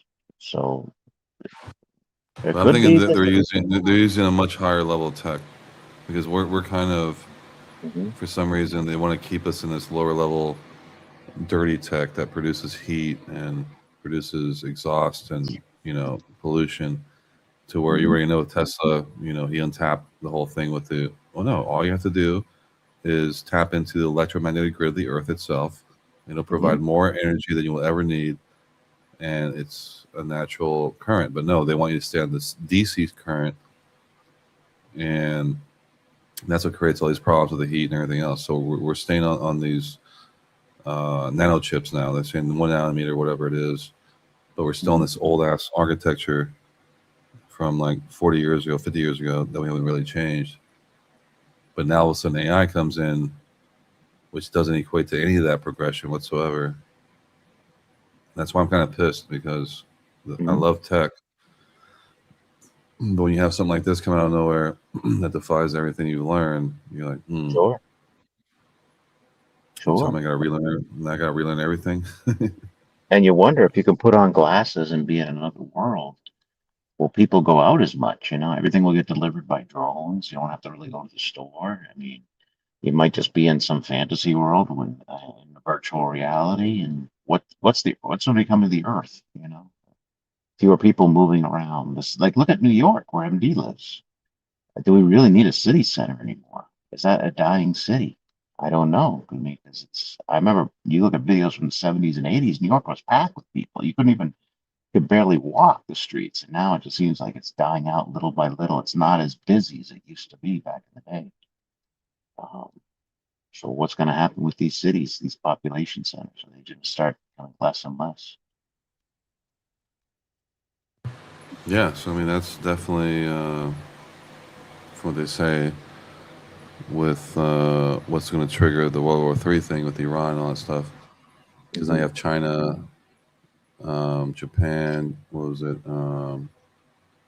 China, Iran, and Russia are going to unite somehow, and that's going to trigger the whole thing with World War III. And then you get the Israelis and all these other groups, all these other Yeah. things happening. It's a perfect storm. Again, they concoct these perfect storms that should have never happened in the first place through just basic, parlay or what do you want to call it? Basic, what's the word? To compromise. Not Hmm. compromise. To basically just find a solution is not there. For some reason, we just have to go to war because of this situation. And ever since 9/11, it's been war in the Middle East. And now Yeah. they're going Well, after the Iran? Vietnam Really? War, it's been forever. It's been just hasn't ended, this occupation. Yeah. And we're still there this long. It's like, how long did it take to disable Venezuela? We literally went in there in one day, Yeah. took this guy with no casualties, nothing. But yet we're over here 20 something years. I'm like, what, what's going on here? And now all of a sudden you want to go after Iran. Hmm. Uh, it just seems like Zania Brzezinski was correct when he said, Grand Chessboard, the book, when he said we need a geopolitical war to happen in the Middle East in order to take over whatever. So, excuse me. So I see the Middle East as a second genocidic uh, era that happened to the Native Americans and all throughout Latin America, Central South America, that literally created a race called Hispanic people, which is a mixture of Spaniard, indigenous, and maybe a little black, and it created a whole new, yeah, basically a whole new race. And Israel's only been there since 1948, and they're trying to say we've triumphed or whatever over the Nazis and all this other stuff. Hmm. So when you look at everything, it's like nothing ever changed. No, We don't see no no. change. We just see it getting worse. And I wonder if they're going in the Middle East for these ancient sites. Maybe there's a technology that they haven't told us about. They're trying to get a hold of. Who knows what That's they're a good looking for? point right there because a friend of mine, remember when I was working in a call center back when I was in my early 20s, I remember this guy came in. He was a medic. He Hmm. was a medic for when he went to Baghdad or whatever. He remembered saying, he was telling me, like, yeah, man, we'd show up to Baghdad, in this bus or whatever. It wasn't in Baghdad. It was like a base that was in that perimeter to go to Baghdad, I guess, in that area. And he's like, there was guys that didn't want to get off the bus. These Really? guys were literally pissing in their pants, didn't want to get off the bus. And he said the sergeant or whoever had to come on the bus and shoot these guys in the leg to send them back, to give them a reason of why, he was, I forgot the word, he was discharged or whatever because of Hmm. X reason. So they just shoot you in the leg or whatever to say that's the reason why you're discharged because they can't accept, oh, you're too scared. So there is no category to say, oh, why didn't he get off the bus? Oh, he was too scared. So that option's not there. So it's either you're injured or something happened crazy. So they'll just shoot you if you don't get off the bus. And then he was telling me that, yeah, I remember when I was there, the first thing they were doing was they were ransacking these museums, Like we didn't get a war directly. We were like there to make sure these trucks would come in. Couldn't see what was in it, but they'd be filled with artifacts or whatever. Apparently, Saddam had like a Stargate or something. We don't know if that's true or not. Mm-hmm. But their first objective was to ransack these ancient sites of these artifacts, bring that in, and then go in and take out. If there was even any threat at all, I don't even think that was even the case. Like what these guys are throwing, right? They got some AKs or whatever, but it's like, okay, if that's the case, then someone else is funding these guys. You're not going to go up against the military of the U.S. like it's nothing, especially for 20 years. Okay, there's something going on there. And the stuff that leaked out of it was that red-haired giant they heard about, 15-foot red-haired giant. That was in Afghanistan. The Kandahar. Yeah. So you see all these little things start leaking out, and who knows what they're disrupting or what they're doing. Supposedly, apparently some archaeologist found the tomb of Gilgamesh right before the Iraqi war, like literally a week or two before. And once he reported it to the mainstream guys, that's when they attacked Iraq. So apparently there's something there that they've been trying to protect or whatever, that these guys came in, took that, whatever. So there seems to be a lot more, obviously, than, oh, we're going to make these guys into a democracy or whatever. It's like, really?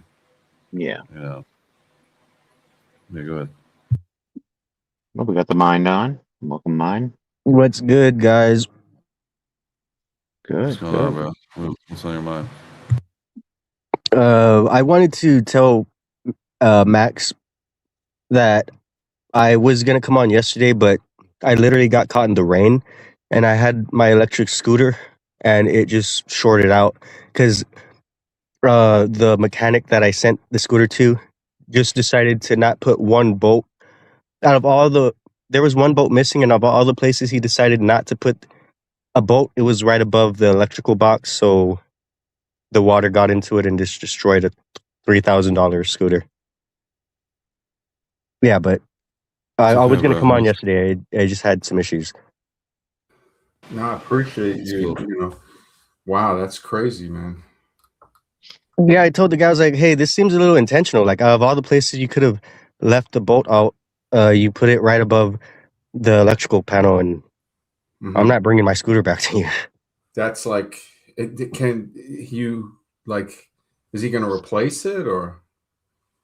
He did say, I got everything on email, and he did admit fault, and he did say he wanted that I could bring it back to him, and he's going to do whatever he needs to fix it.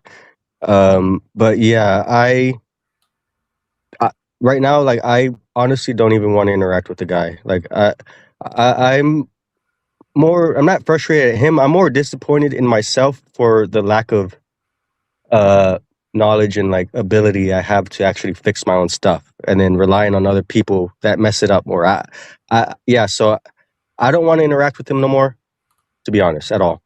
But that's the lesson. The lesson you learn is, there's always going to be people trying to scam you, trying to, you already know. So that's a beautiful lesson. Just know, yes, you lost money, whatever it was, but the lesson is worth more than gold. So, well, also the lesson was, if I would have looked at my skateboard and my scooter and just checked all the parts, I would have seen that thing was missing. And if you're going to be riding one of those scooters that goes like 50 miles an hour, you're supposed to make sure every screw is bolted on tightly and everything, and that wasn't happening. So I was messing up in more than one place.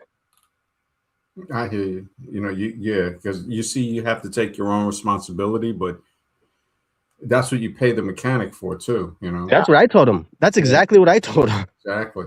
It's like, I mean, at 20,000, that's like, it's like, holy smoke. No, it's a $3,000. Oh, 3,000. All right. Oh. Yeah, it's just like, oh my goodness, man. It makes you want to go Manson. I mean, I don't know, Brian, if anybody wants. That doesn't. What makes me want to go Manson? Somebody not giving me ice cream when I'm 2 cents short. That makes me want to go Manson.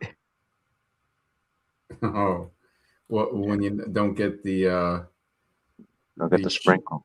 Yeah, the yeah, the drug. But I would live in the cubicle to answer Brian Nichols' question. I would live. No, wait. When I said ice cream, I mean actual, like, regular ice cream you eat, not any kind of drugs or anything. I don't know if that's what you're talking about. Oh, No, I'm soft. saying that I'm saying the ice cream itself is the drug. Oh, yeah, it Yeah. is. Well, no. The fact that someone wants to deny me something that they can easily give me is the issue. Yeah, that. But then also, and I hear totally what you're saying, because it's like I wonder too. It's like it all goes back to having to depend on people, like getting trained to want that, to say, okay, it kind of gives the person, we allow them to have a power over us if we get angry. Like there's an old saying, anybody that can make you angry immediately becomes your master. Yeah, And definitely. I remember telling a friend that this guy in Brooklyn, and he was just like, that's deep, because we all fall into that. And if we can remember that, anytime we get angry, we say, holy smokes, look at how quick I'm ready to, without knowing it, become this person's slave. Because the anger, you can't be mad at someone. You go mad. And then when you go mad, um, that's that insanity law where the government's like, oh, we got the right to rule over you because you can't rule over yourself. And I don't know who this law is like, who keeps it in line or whatever, or, because I wonder, why don't they just kill us? Why are we still around? What Because they could utilize us, they can manipulate us if that's what they want. They wanted yeah, people that are unbalanced, unstable, and very easy to manipulate. I mean, yeah, but I'm wondering, like, the people that they don't need. Like, you see a lot of people in society. Like who? Because All right. they use the homeless. The homeless are a strategical, a political part of their game that they play. Yes. So But who is not needed in their well, system of control? all right, look at it this way. If they were to get rid of all of those people, and to get rid of all of the people that are incarcerated, and the people that are poor in the trailer parks, the white trailer parks, the black ghettos, that, how much of an effect would that have on the machine? Are they like, we got to figure out, all right, what's the real purpose of them there? Like George Carlin, he might have touched on it. He goes, look, the poor are only there to scare the shit out of the middle class, to be like, look, if you don't listen and do what we tell you to do, then you'll be over here. Now, they Yeah. could be left alive, like as an example. Finland already showed that, look, if you house the homeless, it's actually cheaper. They prove that. And they're asking American Republicans, why don't you do this? When they say that it costs more to keep a guy in prison than it does to send him to Harvard per year, I mean, that's just insane. So that means you can send a guy to community college and have him house everything for less than what you're paying to have this person in prison. I remember guys telling me in the like in the 80s when they were away, and they said people were getting college degrees, bachelors in prison, with Mario Cuomo's father, the first Cuomo. When Pataki took over, George Pataki was a governor, just a racist Italian governor, a piece of crap.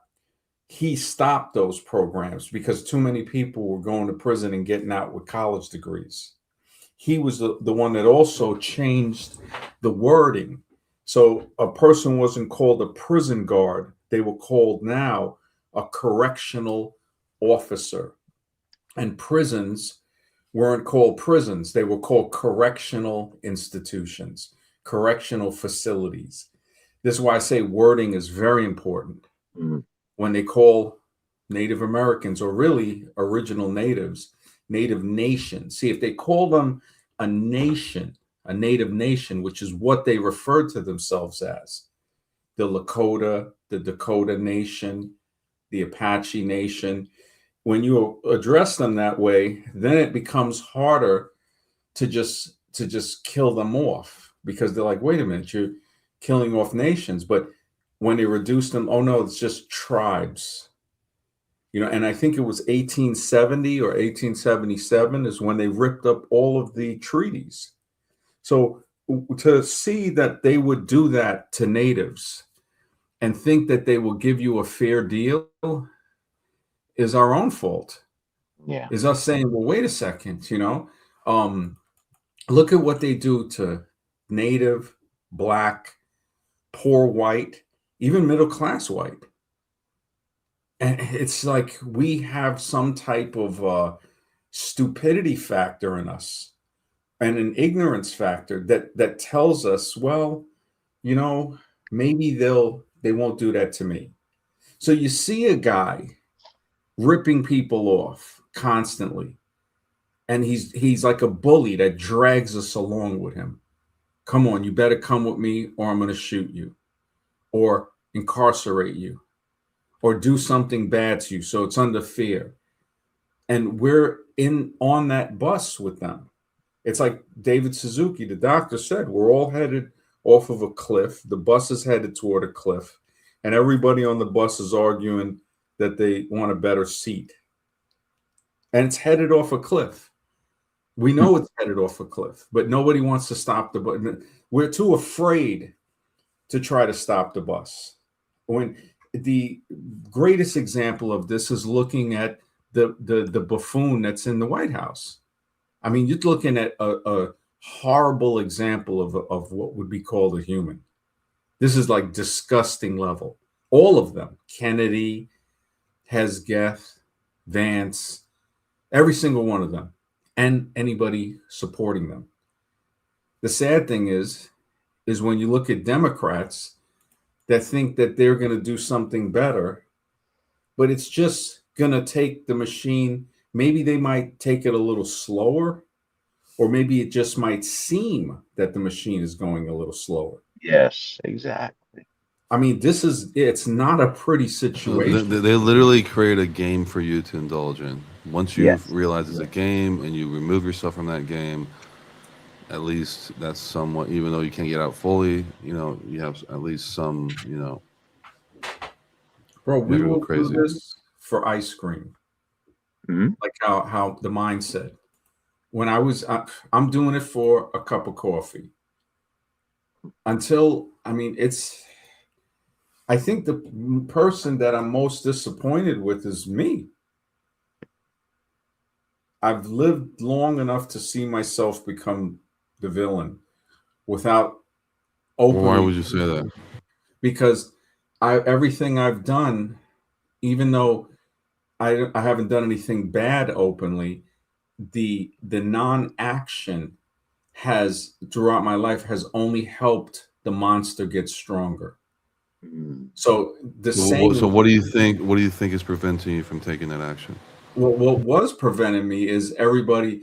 When you have family, no, not what was. What is like currently? Now it's because I've lived long enough to see myself become the villain. Younger, if I was like probably an orphan, and I'm not sure, but when I got out of the military, even in the military, I was very revolutionary. One time I had gotten in trouble, and my sergeant was telling us, the sergeant first class, because in my unit, I was on the A team, and you know, you had headquarters. I eventually got switched to headquarters, but when I was on the A team, Alpha team, it was he goes, if you're the lowest ranking guy and we get gassed, you got to take off your mask first after it clears, just to make sure. And wow. I said, as soon as you turn around, you're going to be staring down my rifle. And then there was two other guys. One guy was from Georgia. Another guy was from Chicago.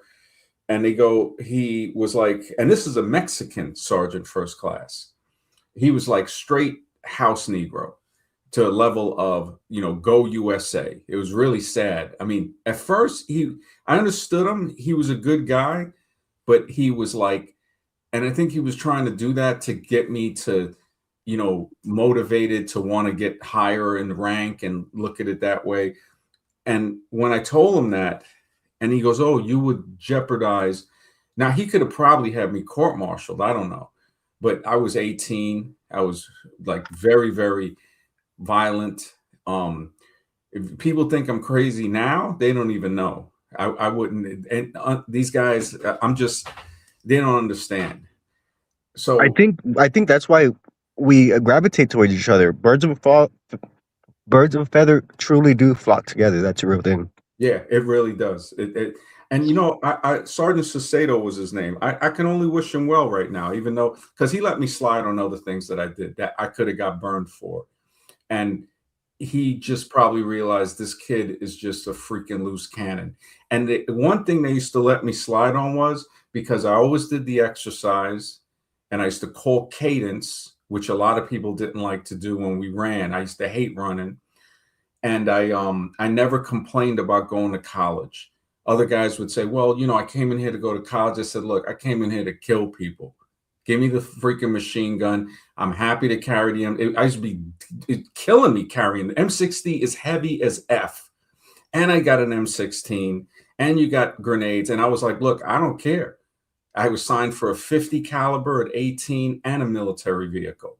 I remember they gave me a world license, and I was You like, were going straight Rambo. I was they put so much responsibility on me. I remember when I was in training, they used to call us men. And I just turned 18. So they treat you like a man. It's like, all right, man, let's do it. And you're not a soldier yet. They say until you graduate all of your training, then you'll go to your permanent duty. Now you're a professional soldier. And once I got there, that's when I met the sergeant and everything. And I remember when I got there, this other sergeant, he was in E7. He said, "Do you drink?" And I said, a little bit now and then. He goes, "You'll get along just fine." Now, the drinking age was 21. I remember getting locked up by the MPs one time trying to buy beer. And they had a Sergeant Zermino. He was in E5, a buck sergeant. He was on CQ duty, and he covered for me. They brought me in cuffs to the unit. And the Sergeant Sacedo came. He was off duty. He was on a Saturday, and he was like, "Listen, if you ever need beer or whatever, you get one of these other guys. They'll get it for you." But if the captain was there, who knows? The captain might have did something. He might not have. So when I was very young, when I had told him that, I think I was 19 when I told him when we had got into it. I might have been in for about a year. And that was another thing too. Other guys that joined were already 19, 21. So I'm like 18 and a half. I did all my training. So I'm a professional soldier, younger than most people. Can I ask one question before you move on to the next part? Mhm. You said they referred to y'all as men. Whatever happened to the maggots? What do you mean maggots? Because I thought, like, I've seen on TV, and that could just be the propaganda. They would be like, "Get on the ground, maggots!" Blah blah blah. Like, call the soldiers maggots. That's not a real thing? Well, they might do that in the in the Marines, but they didn't call us maggots like in the Army. Like they were more. I'm trying to think of like the names. Like it wasn't really a lot of name calling like that. Like they would mispronounce your name. So like I remember this guy, Scoville. He was from Syracuse, and I think they used to call him Scottsville. Like whatever your name was, they would always uh, uh, mess it up. Like one guy's name was Suku, and they would call him Sucker. And they'd be like, "Sucker, get over here," and they'd be like, "Yes, drill sergeant," So it was kind of like more like that. I heard the Marines do break you down more. Like I met Marines after I graduated basic training, and they, I think, had 12 weeks instead of 8. I think infantry gets 12 too now, but I only had to do 8. And then I went to advanced training for another 3 months for a skill. And then I went to permanent duty. When I saw the Marines, these three of these dudes were like, I could see the trauma. It looks like they just got done crying. And they had just graduated from Paris Island, which I heard was like a nightmare because you have to either go to Paris Island or a place in, I think, California. Those are the only two places Marines go to. If you're in the Army, I went to Fort Knox. So, guys can go to Fort Sill. They can go to, Fort Hood. Well, Fort Hood, I don't think has basic training. I'm not sure, but they can go to Fort Benning, Georgia, the School of Assassins. All of these other places, will have basic training for the Army. But the Marines, I think that's where they really, might call them the maggot, like Jake or Or Diego. boot camp. I'm thinking boot camp probably because I'm pretty sure in Very some kind hard. of like Very hard. Like the Marines see the difference with the Marines and the other branches is I say I was in the Army. A Marine will say, I'm a Marine. And it's like, man, it's been 20 years since you've been in it. Once a Marine, in the Corps too. They'll say, I was in the Corps, the Marine Corps. So it's another level. Some of them are extremely motivated. You see it with Jake, you see it with Diego. So they must have been guys that, I don't know if they were sergeants or whatever, but also I know guys that weren't sergeants. It does motivate you, but they get very brainwashed. Can I add one thing also to this conversation because it reminded me of what you were saying. You reminded me when I was in jail. I talked to the head of the jail in San Antonio, and she was a captain or something like the in the Army. Like we were talking, and she was like, "Oh yeah, I'm from the Army, blah blah blah," and she was like a captain or something or a general, and I was just like, "That's really interesting that the Army has control over the jails because indirectly, kind of because." Yeah, that's what I was thinking because I was like, I don't know how easy it would be for someone to get this position if they weren't already in, an authoritative position already. And that's it. I didn't even realize that that's how it worked, that people in the Army are the ones who are like actually running the jails. Which jails are you talking about? The prisons around the state? In San Antonio, from when I was talking to the lady, she was saying Well, I that think she got that position. San And Antonio has an Army base, right? yeah, Yeah, so if a it's lot on of them. an Army base, yeah, but not there's one military main prison, Fort Leavenworth, Kansas. That's Okay. like the main. You hit an NCO, a sergeant, you go in there for 5 years. They would always threaten you with that, so you don't hit a sergeant or something during training, because they would push you to where you not only. One person said that this girl, when you're shooting, they would like slap you sometimes with like this metal, like the metal sign or the wooden sign with the red and the green to tell you, okay, live, or green is live or red is stop. And if you turned your weapon, they would come by and bang you with it on the head, like on the helmet. And one in another unit, a girl like turned her weapon and it fired and it blew a drill sergeant's chest out. And I think she got like 25 years. They just took her away. And Damn. another person, there was a lot of stuff like that. Like one guy dropped a grenade, like a couple of like a unit ahead of us, and killed himself and the drill sergeant. So when we threw grenades, the drill sergeant was like, "You're on your own," because this idiot killed the drill sergeant and himself by dropping it in the because you're in a cement bunker and you got to try to throw it on a hill. You got to throw 2 live grenades to graduate. And it was, I look back at it, I don't regret it. I think it was fun. See, that was the difference with me. I was like, I want to ask him real quick because I remember it happened to me one time. This suspended license. But this was in Austin, so close to San Antonio. Do you remember filling out a questionnaire where one of the prominent questions was, "Do you hear voices?" who, me or To mine. mine? Yeah. Yeah, because mine. Huh? Like, how What? recent was that? Say it again. I wasn't. I heard you start off saying something about Austin, but I didn't really hear the rest of it. What? So the same thing happened to me in Austin, close to San Antonio. I remember going to the jail thing, and then they give me this questionnaire, and one of the prominent questions on the questionnaire was, "Do you hear voices?" No, I did. I never gotten that question. Interesting. And that's to get your license. Suspended license. Yeah.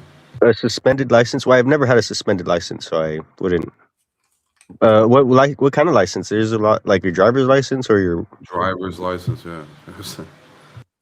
So when they suspended it, they asked you that, or was it to get your license that they asked you that? No, basically we're coming back from 6th Street in Austin, and I'm driving for a friend of mine, Oh, Ron, you had a who's suspended license. yeah. So I was driving his Okay. car, and somehow I magically passed the the drunk test thing where they make you walk Mhm. and do all that stuff. But since they asked my friend to get out of the car, now he's probably intoxicated. And it's like a trick they do to get you out of the car. So if he Yeah. never got out of the car, he would have been fine. Yeah. But since I'm the driver, I have to get out and do the sober thing. They said, "Oh, well, you passed the thing, but your license is expired. Therefore, we have to." I'm like, "God, okay, fine." But then I remember when I first got there, they give me like this questionnaire thing, and one of the first questions was like, "Do you hear voices?" And I'm like, "What the hell? Why are they asking me that?" I never understood that. And like, How like long later ago in was life, I'm that? thinking to myself, probably over 10 years, 15 years, 16 years, something like that. It's been a while. I think they do that because if you say you're hearing voices, that'll be labeled as schizophrenia. So they could, But is it that? That's what made me wonder. well, it could be because now that's another probable cause. Like that's like saying, all right, he hears voices. Now we can make you go to the psychiatric ward, or or something like that. Yeah, that's what I Yeah, was I mean thinking. that's the obvious thing because they want you to check that if you're dumb enough to actually check that off, even if Yeah, you if did you hear check that voices. off, yeah, But you might not. why? Yeah. Why would that be one of the prominent questions? So it could be that there's something else beyond. They want to call it schizophrenia, Mhm. but there's these entities that are persuading people to do stupid shit or something Or or whatever technologies, it is. Yeah. like voice to skull. That's a Yeah, thing voice, I've heard before. exactly, voice to skull. I mean, I didn't hear it myself, but I've heard people talk about it. Yeah, I've seen this the stuff they got patents on and all of that. Voice to skull is real. But Well, to the entity point, I think guns are like can I think yeah, if we're in a spiritual world and there are different things attract different like things, and I think guns can have this like spiritual aspect to it and kind of like possess people to commit very bad things, and yeah, I think that's a real thing.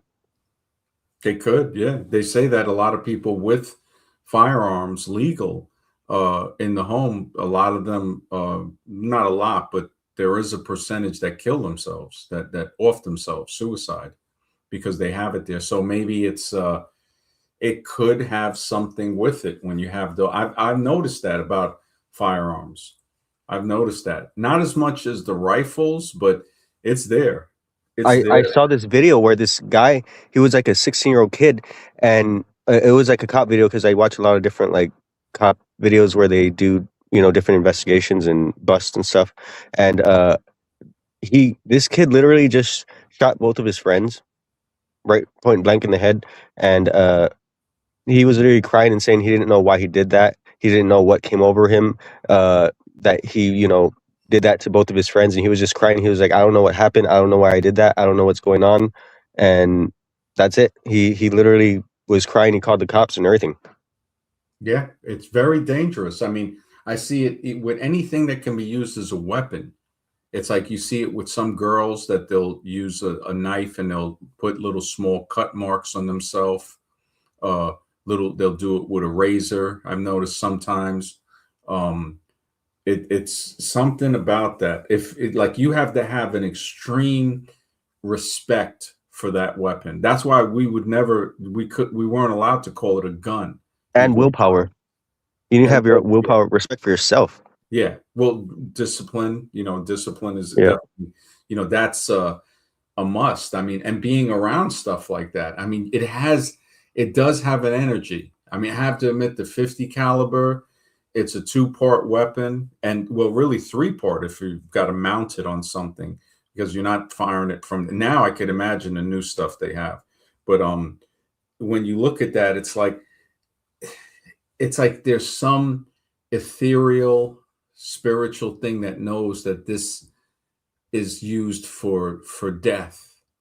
It's this the only thing like its main purpose. I mean, yeah, you can wound somebody, whatever, but this is a weapon of death, and uh, it does have some type of thing to it. It really does. When I think, But here's an interesting thing, that your mind is so powerful that it'll excuse me, so it'll literally start daydreaming about certain things. But then when you apply it to life, then the real comes in. It's almost like, we're used to a certain state of mind or being outside the body to think this way. But when we're in the body, we have these grandiose ideas. But when we try to apply it to real life, we realize it's not translating the same way. Some things translate depending on what it is. A lot of intent, a lot of the mind's eye is very powerful. But sometimes when we don't really work for it, or we're not in tune, we have these crazy ideas that we think relate to real life, but Mhm. it's actually not. So it's almost like our spirit side. They're saying we're spiritual, but we're not really spirit. We're like a mix. It's like spiritual has to check the physical to make sure that's real, Mhm. because it knows the spiritual is thinking something else that's outside the physical. So it's like multiple things happen at one time. It's weird. It's we can't be full thought and full consciousness until we're out of the body. So that's like, what I guess the whole thing is that you have to lug around this physical body and use your imagination to make things fit in this physical realm, but you're existing actually in the non-physical, which is why you have these thoughts in the first place. Mhm. But you're trying to translate that to this physical form to make it fit this physical, whatever this is. It's crazy, man. And a lot of times it doesn't make sense when you try to translate it over. In thought, it seems plausible, it seems normal, it should work. But when you do it in real life, you realize, damn, it requires other stuff that doesn't. It's almost artificial. Like a lot of stuff we're doing is artificial. Therefore, our minds can't commonly manifest that in our mind because we're going away from the natural. I think we have pre-installed natural senses, but once we get away from that into the technological, where now it can be anything, it doesn't fit too well. I don't know if that makes sense. Yeah, it's a mystery. I mean, it really is a mystery when we think about it. Um, the whole consciousness thing. It makes me wonder, like, it. What is this? What I mean, we're in something that is like pulling. The question should be, where are you getting your life force right now?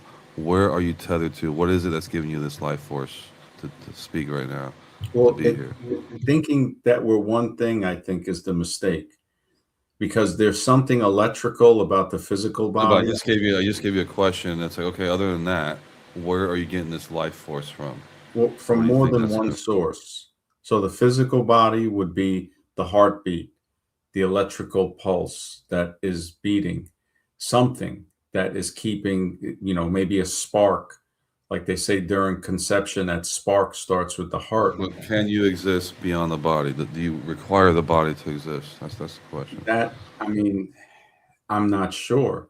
I don't think anybody knows that answer. That's why I say everybody's an agnostic. Now we can speculate, and we don't know where we're going. We What don't about know Obi-Wan in Star Wars when he took the hit? What did he know? when he took the hit. What? He let Vader take him out in front of Luke. Remember that? Oh, with Obi-Wan. I mean, he And then he said, "I'm again, gonna be more powerful than you would ever imagine." yeah, yeah. Outside his body. Because now I guess he's saying that you go back to the Force, like Yoda and stuff is saying, you become one with the Force again. So now is that saying that you're going back with what, the ether, or you going back, because the ether really comes from the Greek ethereal word of the air of the upper atmosphere, the air that the gods breathe. So the ether. So ether wouldn't even be used as air that we breathe. It's more of air that the gods breathe. And then you wonder, you start to say, okay, well, what is a god? See, I think the misconception comes in with just thinking the egocentral, us, we're at the top of the scale. So when we look at different life forms like bacteria, to ants, to mice, to cats, to dogs, to bears, to elephants, whales, dolphins, and us, right? Primates and all of that, and then us. And we see those differences. There has to be, imagine just those that I've named above humans. So then you got humans, and then this and that and that and this, you know, so you got higher things that are way higher than us, but they're still physical type beings. So some might look at that as, I don't know. Well, I guess if they look at angels, it's more of a non-corporeal. But what if there are type of more intelligent stuff that exist? Some people might say aliens and stuff like that, but these are things that we might not even imagine. Like, this is where science fiction can teach us more than what we previously know, to say, wow, there is different types of like what a tree, like we don't even think about some of these trees as sentient beings. And then with the mushroom mycorrhiza that interacts with the roots, lives as a symbiotic relationship with it, just in a similar way to where bacteria lives in a relationship with us. Some good, some not, some neutral maybe, but the good ones we need. We need that. And to an extent, we would need stuff like yeast, which is not necessarily a bacteria, but it is another type of life form that lives within us, for those bacteria, some of them to feed on. So we have Oh, yeast is a animals. fungus, just in case no one knows. Huh? Yeast is a fungus. Okay, so we got fungus in us that feeds bacteria. So just the way you got animals grazing on grass that we can look at, we got that in us. We've got fungus that bacteria eat in us to produce sometimes chemicals, sometimes nutrients. We eat stuff with bacteria on it to produce nutrition and stuff like that in us. So when you look at the multi-organism that we are, that I think that's where the first mistake comes, to not realize that we're not just one thing in the physical. And then we got this thing called consciousness, that I think the mistake would think that that's one thing too, because the conscious and the unconscious and the subconscious and the superconscious are different. So when we see that, when you're unconscious, that's different from being conscious. The subconscious is acting, the subconscious is working right now. And we don't even know. We don't know how we're controlling the blood going through our body, the heartbeat. That's the subconscious. How everything is working, how our hair is little by little growing, our nails, everything is shedding. That's working on some type of other type of consciousness. And I want to add to this also. People don't realize how much our consciousness could affect these things, because literally, if we were to like have a certain level of awareness or focus or something on these things that you're talking about, like the hair, Mm-hmm. the blood flow, we would be able to actually have more of control if we could be less unconscious about it. Yeah, we can Right. influence it. Yeah, you can influence. You could think and clearly influence your blood pressure and stuff like that, your heart Yeah. rate. It's really amazing. The mind has a way of doing amazing things with the body, and that's where it gets to where it's mysterious. And then we got this thing, these monsters that are just treating us like meat, like using us, like maybe they're getting food from the bad emotions. Like when you look at stuff around this country, it's very asylum like compared to other, like the fact that Finland houses their homeless, and until they get stable, they give them food and they give them an opportunity to work in places in the community. And usually they're saying that they just give them food and shelter until months, or even if it takes years, until they feel ready to join society, until they've healed. Because having that stability, not just a place for a certain amount of time. It's like, this is forever. This is for you until you pass. Even if it's a cube, like Nichols was saying in the chat, it's like it's something like that you don't have the stress of saying, man, I gotta pay for this, I gotta pay for water, I gotta pay for. You're always stressed out. It's saying, look, we're going to provide this for you, and we're going to give you food enough to survive. And when you feel up to it, then we can have you doing something to where you get a little bit of cash, like you'll get currency for working at a place or whatever, is open there. But if you don't feel ready for that, we understand, because you have to feel secure in yourself. And a lot of people, when you look at this country, it's horrible. They're broken, and then they're stepped on. And then you see somebody, and then you see this. I mean, I don't know what to call him except a shitbag that basically wants to build a ballroom. I mean, a freak. I mean, how much more decadent? I can only pray that rebels break out a guillotine and just start just doing what they got to do. I mean, it's hard. But here's what's crazy, because right now you can go into if I give you a VR suit, as in I give you the helmet, the goggles, the hands, the legs, the whole suit. When you go into that VR system, you can look at your hands, your feet, the same way you do in this particular body.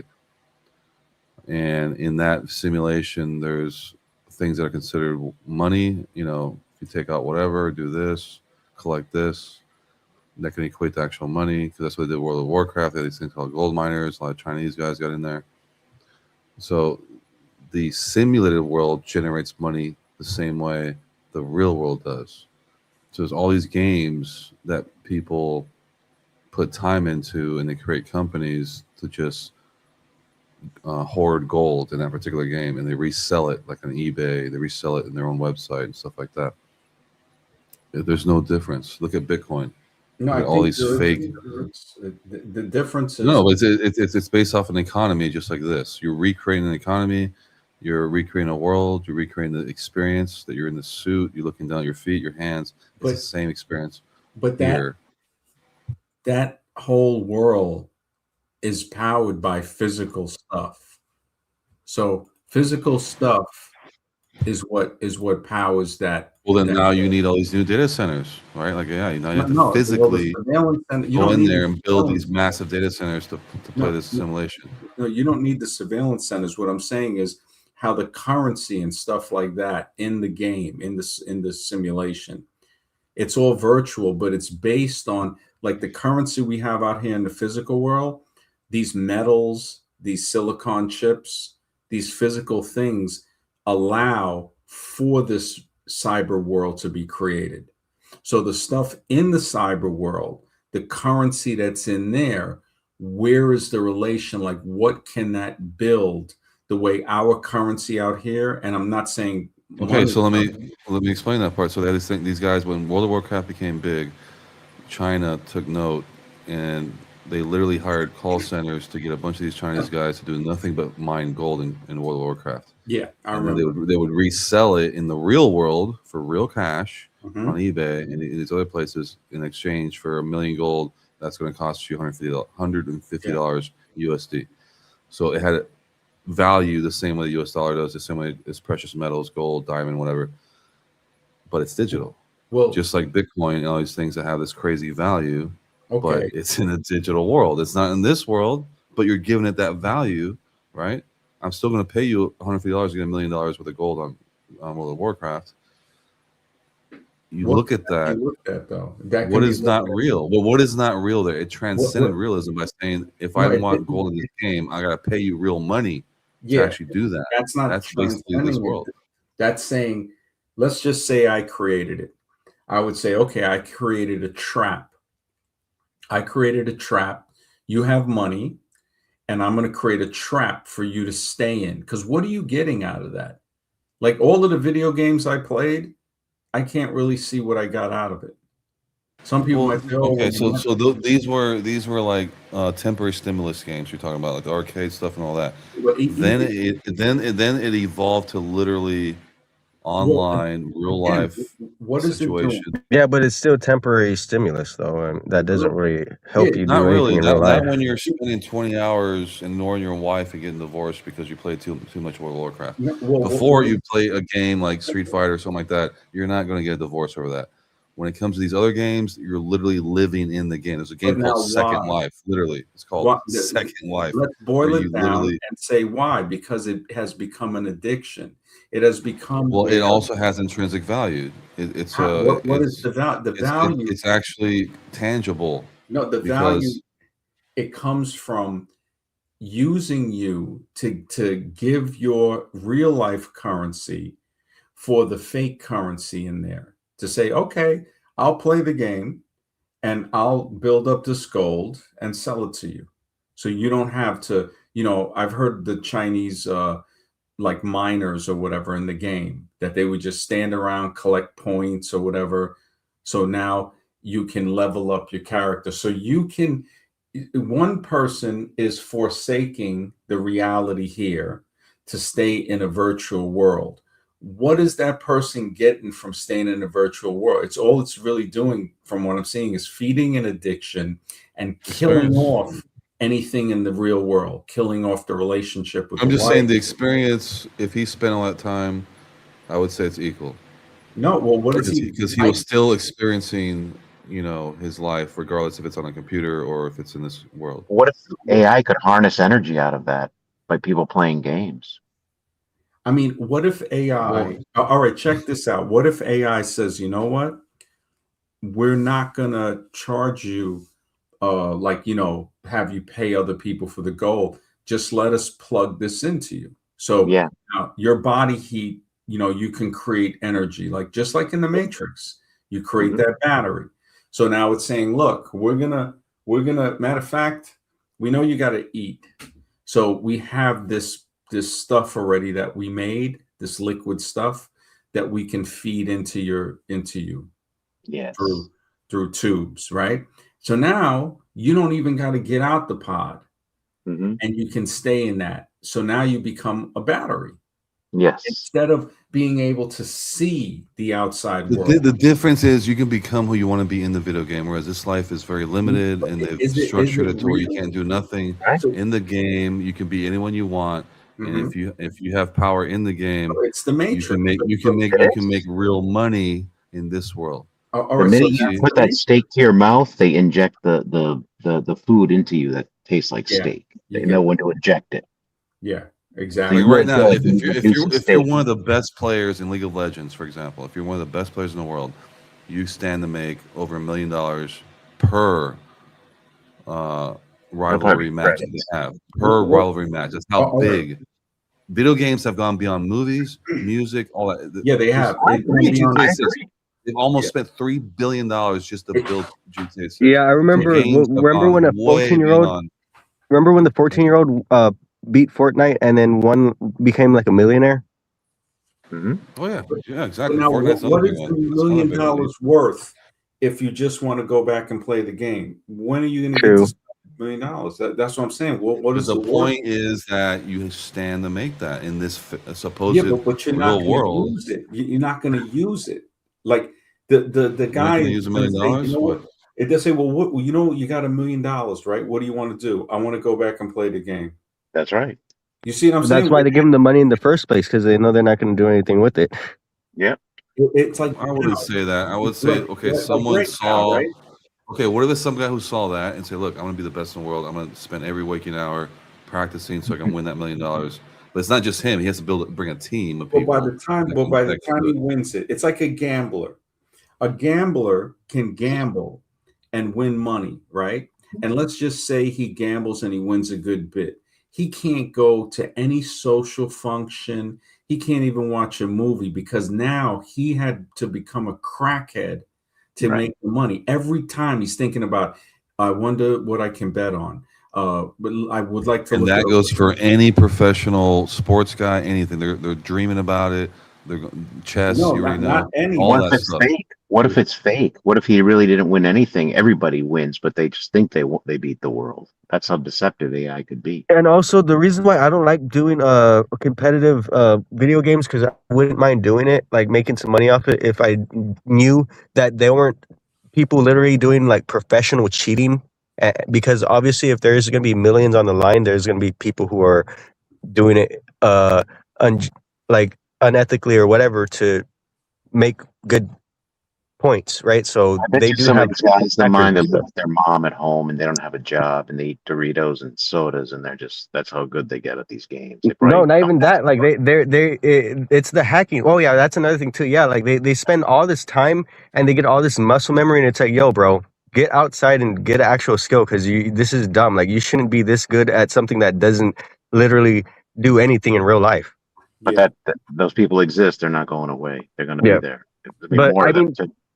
yeah, They're I'm gonna just saying, take you want to win a competition, you they're know? gonna take the If pod. well, if you look at like you guys played Counter Strike, right, back in the day, Counter Strike. Now it's been re-enginized, it's brand new and all that Counter-Strike. stuff. Yeah, it actually Well, did. yeah, that game, like when I saw like who was the main team for US and stuff, there's one guy named Shroud. Like he went professional and he left that because like yeah, it's just too much political stuff and it's just ridiculous. He decided to make his own channel on YouTube. He makes money playing games. He has his own keyboard, his own mouse, his own his own brand. So he's cool. But when I saw him play, um, this dude is like on a level of like being able to predict what this team's going to do and come in. He's able to time it to the point where he's like 5, 4, 3, 2, 1. This guy's going to come out of this obscure passageway and shoot him in the head. Like this dude had genius level awareness when it came to like 5-on-5 or 6-on-6, where he knew where he heard a footstep or whatever. He Well, kind of what's knew. the purpose of that? So this like if this dude was like a soldier in Yeah, real but life, like in a war, I'm he sorry. would be so in like other words, so his super, yeah. you know, Programming is a part of the purpose, because literally they do make video games to teach people certain things and to program and to do all right. certain actual no, but actions in I real life. could never reach the levels this guy's No, reaching. but And the what way I'm he's saying able is, to predict all those right, things. coming from a soldier, a professional soldier, I'll tell you that all who the hell wants to be? You're a professional tool, basically. I don't want to be a tool. True. You know what I'm saying? You know what I want to do? Like when the guys are fighting in World War II, wouldn't they rather be chilling on the French Riviera instead of a foxhole? You know, so they got guys wanting to be in a virtual foxhole, in a virtual. I mean, that's Yeah. like such a level of mind control. It's like I would like to see and experience. Hey, like you ever eat an apple off of a tree that's wild? The flavor jumps out at you, tart, tangy, sweet, all these different things. A mango from a tree, things like experiencing, being like, wow, I'm in a physical world, and this is amazing. I haven't even really read more than 1 or 2 pages in this book of life, and now they're telling me close the book and go into this virtual thing No, you and see, the book is be a led you to soldier. misinterpretation. I Words saw lead my you to friend. I never played misinterpretation. Counter Strike, but I saw my friends started playing it in the early 2000s. They used to Hmm. play GoldenEye. I played it a few times on Nintendo 64 in the 90s. I didn't like it that much because of the first person perspective. I rather the third person perspective where you see the little character in front. For some reason, it lets me focus a little better. It's fun playing. It was fun playing those walkthrough games like Resident Evil and stuff like that. But it came to a time where I was like, what am I getting from this? Like, I'm missing life by being here. I'm missing being, like you were saying, it just the guys get divorces. I'd And rather be with a real human being. the Or creative process too. If like you're a creator, we're I think we're all meant to create. We're all meant to create like a good life for ourselves or something. And if we're busy engaging in this programming, it's literally programming. It's a program that's programming you. And Mhm. if all you're doing is doing Yeah. that thing repetitively over and over again stuck in a loop, that literally you're not creating stuff. You're not making things. You're not like expanding your mind. You're not doing literally what you were born to do, which was, I don't know, maybe break out of the loop. That's what I think. Even But daydream. MD, can I say something to you? Because this might be a no-win situation. Imagine if you say one day, I'm going to stop using my cell phone. I'm getting rid of my cell phone. I just want to live my life. But that doesn't change the fact everybody else is going to have the cell phone in their face. Well, the only way to do something like that is if you have that little place where you can grow food, you know where you're getting the water from, you have shelter, and you say, you know what, I'm going to live out my. But this is, I'm sorry, this is the point of this whole conversation, is the virtual world can bring those things, money, shelter, But by all the these time you things, get but the it's done in the money, virtual right? world. All right, you got the money, right? And it enables you to have the shelter to play the game. But that's all you're doing. You're not having the shelter, you're not having the yard. You don't want the yard at that point to grow the food. No, Why Because, not? because Okay, I got an idea here, because I was thinking this could be a part of the economy thing. Literally, if we had like a farm simulator, right, in a video game, but what does this comment say? it says your life energy, moods, thoughts most likely have a butterfly effect. One's energy goes outward and has an effect on the world at large. There's the egregore, group thought, devolution into sickness. So good it's point. kind of like, and thank you, White Heat, for that. It just it's showing that the moods, the thoughts, like this everything, like there's something more. Like there has, like when somebody's sitting there playing a game saying, okay, I'm good at shooting a virtual opponent and I'm earning money by doing that, right? Well, now what do you want to do, right? Do you want to do something else? Like you made money from this, right? Do you want to come out and, you know, understand where your food is coming from? Understand that, you know, the water, what's going on, the air. No, you want to No. go back and play more of this game. No, because the second he I've loses his met skill, people like Okay, I'm gonna finish saying what I was saying. hold on, The idea I you're was thinking playing of. at a very high level. So if you're not up to, you got to practice It all just the time. So if you're not, I've seen on guys that, like you're that. not gonna, you it's just a cease to high be the level best of in the world. brainwashing. How is it you're What still if we make a experiencing the game? world? If you So get your mouth wait, we make hold a on, game wait. that So you're saying, and your wait. So pizza, you're they're saying that good. if you experience something in the digital world that it's not real, even though you pay your bills with it, even though you pretty much do everything on the phone nowadays when it No, comes but to what buying a bills are plane you ticket. paying? What bills? No, I'm saying you're telling me it doesn't equate to real life, but yet we use it for everything, No, it email, does. everything. We use it, but the problem is So what does it's that not. mean? All right, This is it's not the saying only real world. no This is because not it's the only not. world. We created Yeah, but the what I'm digital saying is world. What does that mean? it's not like a regular thing that you're doing to create money to be in the outside world. You're doing it to create money, and like you said, you're going to be playing it 20 hours a day, not Yep. because I'm not, you well, not because you money have is one of the results. I'm not saying that's not the reason. You say that's the reason to create money? no, no, I'm not saying. Well, if you're playing this right and you're creating money, right, that's not the only reason because you're really creating the money so you can play the game more. It's like a drug addict. There was a Mhm. commercial. The guy says he does cocaine so he can wake up longer, so he can work more to earn more money to do more cocaine, so he can wake up longer to work more to earn more money, to buy more cocaine, so Okay, he so I see can what you're wake saying. So up longer. so you're talking about the dopamine effect. Well, When no, you go I'm talking about. professional, when you go professional in any of these fields, especially that gaming, it's not so much enjoyable anymore because now you need to have a special, you know, Need a you turn coach. all the It graphics doesn't. down. You need the You, highest you, FPS. It actually ruins the fun of the game because now it's competitive. Now you're going against another person. So they base it off So you now it's not versus. even This entertaining is why anymore. Street Now you're in a Fighter virtual and world Mortal that's not even Kombat. entertaining. No, but this is why Street Fighter Mortal Kombat became a phenomenon because before most of the games were side scroll or you beat the game, that's it, it's over. You might spend $20 to beat the game, but once Street Fighter and Mortal Kombat came out, now these guys they're fighting all day long. You got lines of people trying to get in there to fight the next guy, and they got the quarter up there ready to fight the next guy. This massive money makers. Why? Because they were fighting each other on a humanistic level. So now it's more relatable to you. So now I wanted to go in this competition, just like a ball chaser, same thing. So the ball chaser concept creates the betting. And if there's betting involved, there's money involved. Oh yeah, And if it's a big enough sport or game, you're talking millions of dollars here.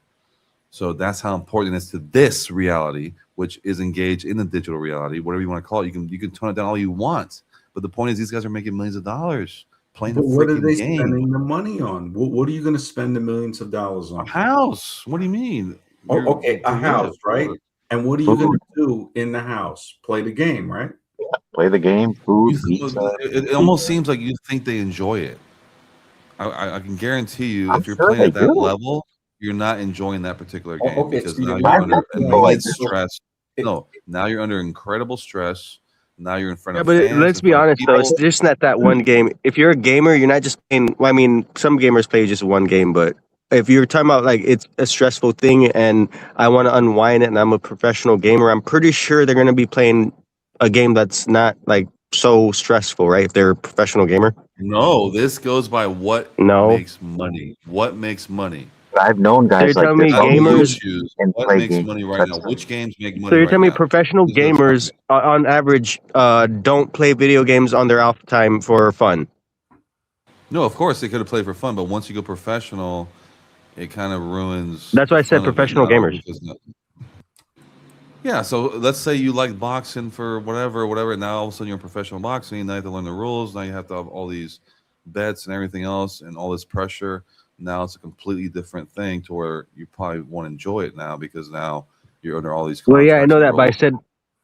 I've said on average, like professional gamers, you don't think they would like to? I would assume they like to unwind by maybe playing other games that aren't as stressful because they're gamers. Like that's Of part of their, course, but I what don't know, does that have culture. to do? What does that have to do Well, with? because Max said, what would they be doing in the house? He said they would be That's playing what I mean. games. He You thinks said that that's no. all they're going to be doing. It's like, no, what if this guy happens to be good at this game, but he likes camping, he likes fishing, he likes, whatever, How these I've does other he met things. guys like this. To They say don't he's do a anything gamer but and play that's all he games. likes is kind of, how's he going to get good at the game when he's camping and fishing? Yep. These guys, no, I'm yeah. saying he happens to like these things, but maybe he doesn't have time to do it because he's so focused on that. Okay. So then, He's on a professional level. Yeah. all That's right. what I'm saying. He's not going to enjoy it the same way because now he's So then, on these strict rules, right? all right. What's better? A guy who's plugged into this game and makes $500,000 a year, or a guy that makes 60 grand a year in the real world and he gets to experience the real world to where he's not cracked out every day saying, okay, I just worked 8 hours or 10 hours doing this game. He's gonna, like X and the mind said, he's going to want to play the game even when he's not I working mean, because I can he's a tell you in some of these crackhead now. games, look, I can tell you some of these games that are online. I remember I played this one game called Anarchy Online for a long time, and then one of these guys died in real life, and we had like a ceremony, like a grave thing, a whole thing for this guy, and we played together for years, and it's like Oh, it's a real lost his person, brother, not somebody in the yeah, game. a real person that died, and then we had like a ceremony for him also in the How game, did he die? in like a heart attack. So his son was playing this guy. He brought his son in after he was there, and then we're like, yeah, man, your father, we used to play in this area and these things. It was like you might as well have been in this life or some other life. Like the way we're describing everything, like, yeah, I remember you used to do this and that. It was fun. It's like you're describing the past of a real life, but it wasn't real in terms of this particular world. It happened in a virtual thing, but to us, it felt real. And we gave the same respect I would give to anyone who died that new in this particular real life. What game I'm was just that? saying the emotions don't change. What It's game still was there. that? It's called Anarchy Online. Okay. This Yeah. was How did your life get better by playing Anarchy Online? I don't know about better, but it took me to states of consciousness that this particular world couldn't have taken me by. Now, And a how lot did, of these guys are addicted to energy drinks too. Heavy energy drinkers. That could cause a heart attack. I'm just saying. I mean, when I look back at the Don't you games, dare talk about the energy drink. No, with Elder, you got 6-pack of it, 10-pack, just to play the game, to stay up and play the game. Wasn't there a Sorry, guy MD, I that talked over you. died, like a guy played 36 hours or something, or 2 days in a row, and he died playing the game, like while Yeah, he playing? died at the internet cafe. Yeah, there's been It's like, yeah. Oh, Yeah, that's yeah, That's happened the more than gold once. farming. in Japan, Yeah, right? yeah, he enjoyed it too Yep. much. Put it that way. Yep. well, so, but you think he enjoyed it? Really? Well, if he Like, pushed himself that hard, then you yeah. know what Some, nature does that is beautiful? You never can overeat apples or oranges or strawberries or any type of natural fruit. No matter how good it tastes, when you eat enough of it, there becomes a point when you take another bite and it just doesn't taste like it did when you first started eating it. And this is because nature has a natural fail-safe mechanism. When a food is processed, it bypasses that, and now you can get sick. So you can eat apple pie if it's got sugar and sweetener, whatever in it, and you can eat too much because the fail-safe mechanism is overridden. This doesn't happen with natural foods. Even steak. You can eat steak until you're full, and then you're good. But now if you put unnatural stuff on it, it'll override that. Now you can eat it to where you get bloated, glutton, whatever. So nature has a way with buffering things. It has a natural buffer. These processed things don't. The most processed thing that we see is this screen. This screen that tends to put images directly into your mind. And it's like this story of staring into a gourd, and you're looking into this gourd, and you're not concerned with anything going on and around you. And when you get up from looking into that, that's the Rip Van Winkle thing. Now you're 20, 30 years older, and you're saying, holy smokes, what did I get by looking into this I'm gourd? saying that you got the experience. So when I say I played a game All right, and what we is went it? and we raided this base and we went through all this crazy All right, stuff how can together, you we use the died, came experience? back. How can No, you we had use that in experience real life? we Like if had to somebody says, experience the lows just like we do in real life. all right, so And how did it help you in real life? it helped me in real life by when I'm in dark situations, I know my instincts, I trust my instincts, and it also helped me in the game. So it's like being able to trust your instinct But it helped to the you in the point. game is not relevant. I'm saying, what is it doing in, like, when you played that, how many times has that helped you in the last 10 years in real A life? lot, because a lot of these games, when you talk about online games, they require you to kind of be a leader. And if you're going to take down a big boss or something, you got to get all these people together, convince them. So, all right, man, I need you. You're the best, you know, magician in the game. Whatever, I'll pay you. Whatever. You know, I need you on the team. So there's actually I celebrities in think these he's onto games. Like something when it comes to coordination of people.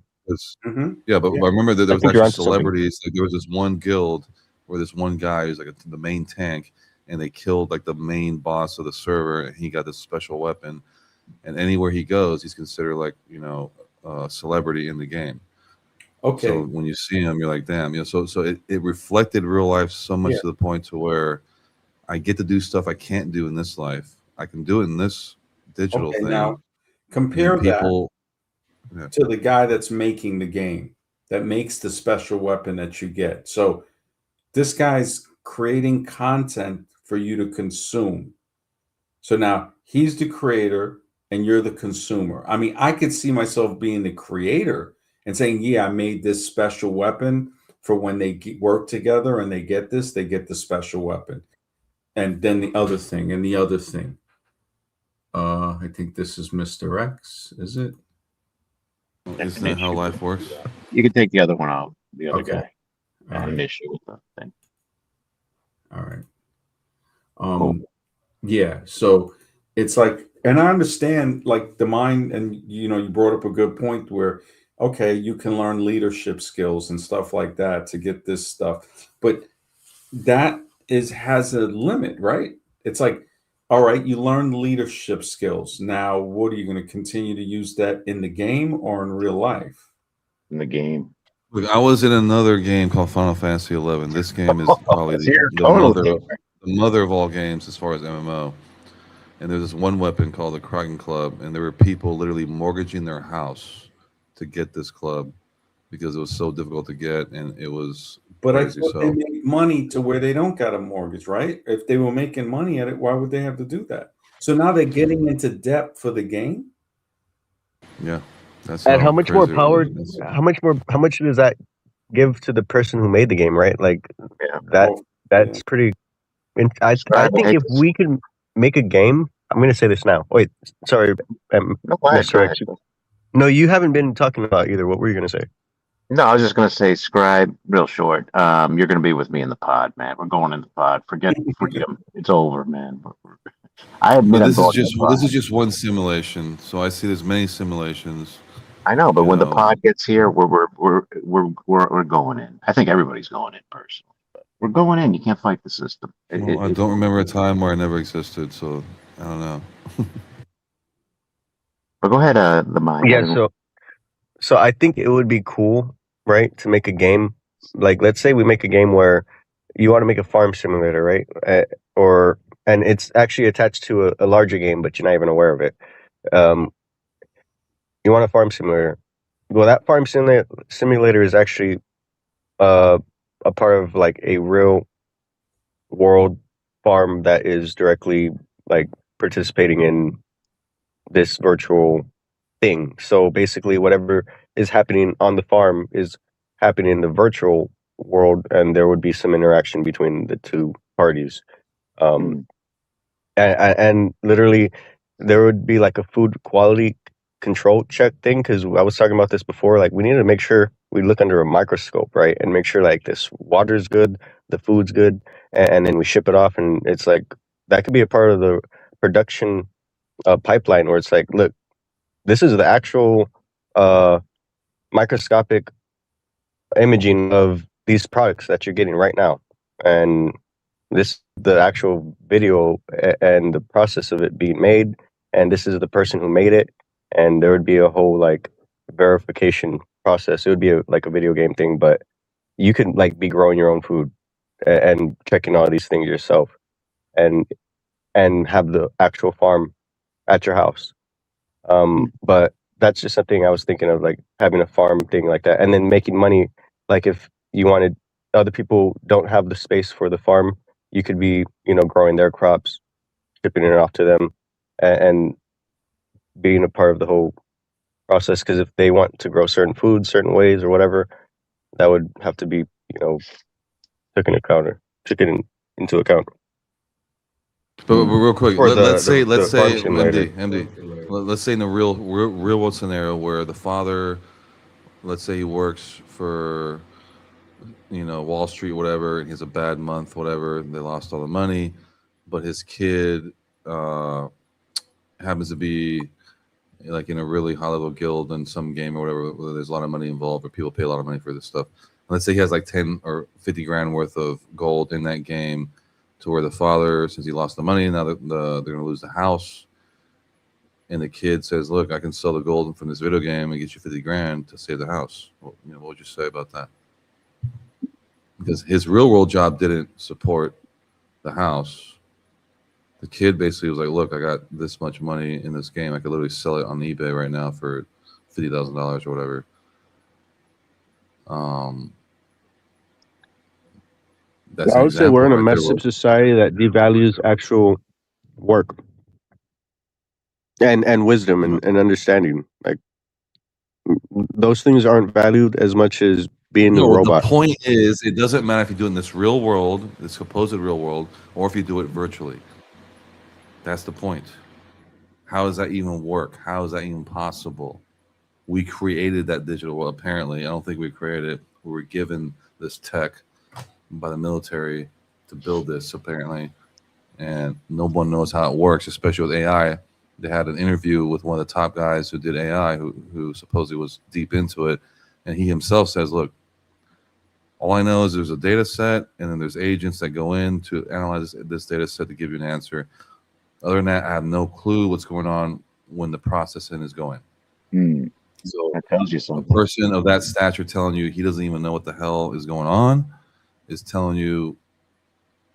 It's like if I ask you who created AI, can you give me an answer? Give me a name. Who created AI? I would say plausible Nobody. deniability. Well, so I'm asking you. So if it was a true invention from humans, there would be a person, Benjamin Franklin, Tesla, whoever, to say he invented the thing. The fact that it was just thrown out there, given to us nonchalantly, and there's no name behind it, should tell you that this is not from human people. They gave this to us, and this whole thing with the Terminator and stuff is basically the plan. Yep. Because the fact that they threw it out there like that and didn't give us any preliminary warnings or how to use this thing, here it is. That tells me Terminator straight up Skynet type of shit. Yeah, that's So what we're at. it's like they're literally writing the script for us in these movies. Mm-hmm. Right. So before the cell phone, all these things, imagine you see that in Star Trek, whatever in the 60s, 50s, whatever it was, and magically we had the same thing, And then you see the 3D stuff that came later and all that. You already see that. So it's crazy. Mm-hmm. End times. Got to be end times. That's what it seems like. Yeah. And then all of mankind goes into a pod. I think something's going to happen. Something's going to happen. I just wanted to say I changed my picture because I remembered I saw the Joker profile that you have, and I was like, hey, I have a mugshot that looks pretty similar to that. Let me throw that up on screen. Is that your mugshot? Yeah, that's me. Oh, that's you? Oh, okay. Yeah, I don't smile much because people say I have the crazy eyes. Mm. Yeah, definitely see that. Yeah, I don't know where this technology is going to end up, but we're living in the middle of it. That's for sure. Processing chips are getting more advanced every day. It's incredible.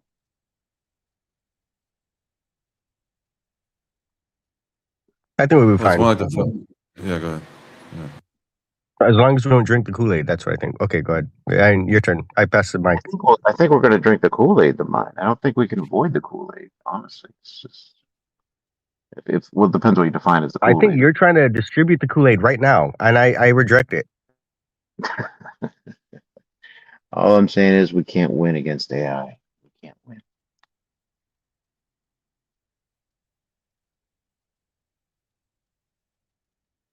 But it's like what led us up So to if it's that. fungal based, sorry, go ahead. Okay. What were you saying? Yeah. So the question is what led us up to AI, because AI doesn't conform to the linear progression of any so-called, if there is any evolution in our intelligence and progression technology, AI does not Video games. fit whatsoever. No, I'm just saying AI itself. Video games were the first emergence of AI. No, but they're still static though. AI, they can't explain how it works. So it's going through some type of virtual electrical conduit that's apparently accessible by other entities like demons, or whatever you want to call them. Because I had a few experiences with that already with the AI stuff. You did? Like out of nowhere. Yeah, out of nowhere. 'Cause I was doing a thing with MD. We were doing a voice for like a cartoon thing. And we are going to do Mark Zuckerberg versus Elon Musk, like a cartoon fighting match. It was going to be like a funny short. And I remember I was doing, I think, Zuckerberg, and I was basically emulating his voice. And then one of the renderings is just this demonic voice came out of nowhere. And I'm like, what in the hell was that? And what did it say? Was it audible or it just like It repeated what my input, which was it's text to. So I type in the text, Mr. X. Let's say you want to sound like Zuckerberg. You type in the text how you want him to sound through just by inputting the text, and it's already got the sound because you basically download a snippet of his voice and you upload that, and now it runs an algorithm that's okay. His voice is like this. There's going to be long enough snippet so it can calculate properly the voice, and then you type in what you want to say, and when I typed it in, I hit generate. This weird demonic voice came out saying what I told to type in, but with a much completely different voice. Because you can change the You tone weren't and stuff. using 11 Labs, were you? No, this is some random 11 Labs. website. I've used it, but I'm saying this wasn't like that. It was some independent website that I was using for the voice, basically. It was pretty much right before AI came out. As far as ChatGPT, so it was already AI being used, but it wasn't public yet. Because basically, this is text to speech. So you've I heard. was sorry. I was gonna say I was interacting with AI since 2016. I knew of bots online. Yeah, so I mean, there was definitely. But we never. I mean, you could say there's static forms of AI that the static form is so well done that you might think it's AI, but it's not really AI. Yeah. The thing is, AI is uncontrollable based off logic. So if you want to fact check it, I can tell you, go check this, make sure it's correct, come back to me, tell me this, it'll still make up something. So it goes strictly off pattern recognition. There is no precise exact point. But I think with more time, they can get more precise. But I don't think there's ever going to be a perfect AI, obviously. You can only get so, so detailed. But from right now, the detail level is not very good. So you Yeah, can but give ask it it a some couple of certain things, years. and yeah. I mean, what's it going to be like 2 years from now? I mean, who thought we'd have gotten this far at this point? You know what I mean? Mm. It's going to go beyond belief because the fact that we're given this technology, it's going to go beyond anything. It already has. Yeah. So when I looked at it, I'm like, this is so alien. I don't even, because I like looking at new tech, new stuff, whatever, software and stuff. And when I looked at this, I'm like, this is not normal. And remember, There's no. every day AI is working. They don't take breaks. It's working right now to improve itself and learn more. Every day, every minute. There's no See, breaks. but that's the interesting part, Mr. X. Is you have to treat it as if it's a child or a baby, and then you have to train it. And the longer you train it, the more. That's almost like a real person. Yeah. Like you're literally raising an entity. You can't call it male or female, but Right. you're literally training an entity. That alone is just doesn't conform to. But it can learn from all of us, meaning it can learn simultaneously. It doesn't, unlike us, Yeah. we just learn on our own. But if somebody else learns a specialized skill, doesn't mean we learn it. But AI is different. It can learn that skill that the other AI bot or whatever it was learned. So it's just who knows what the capabilities are at this point.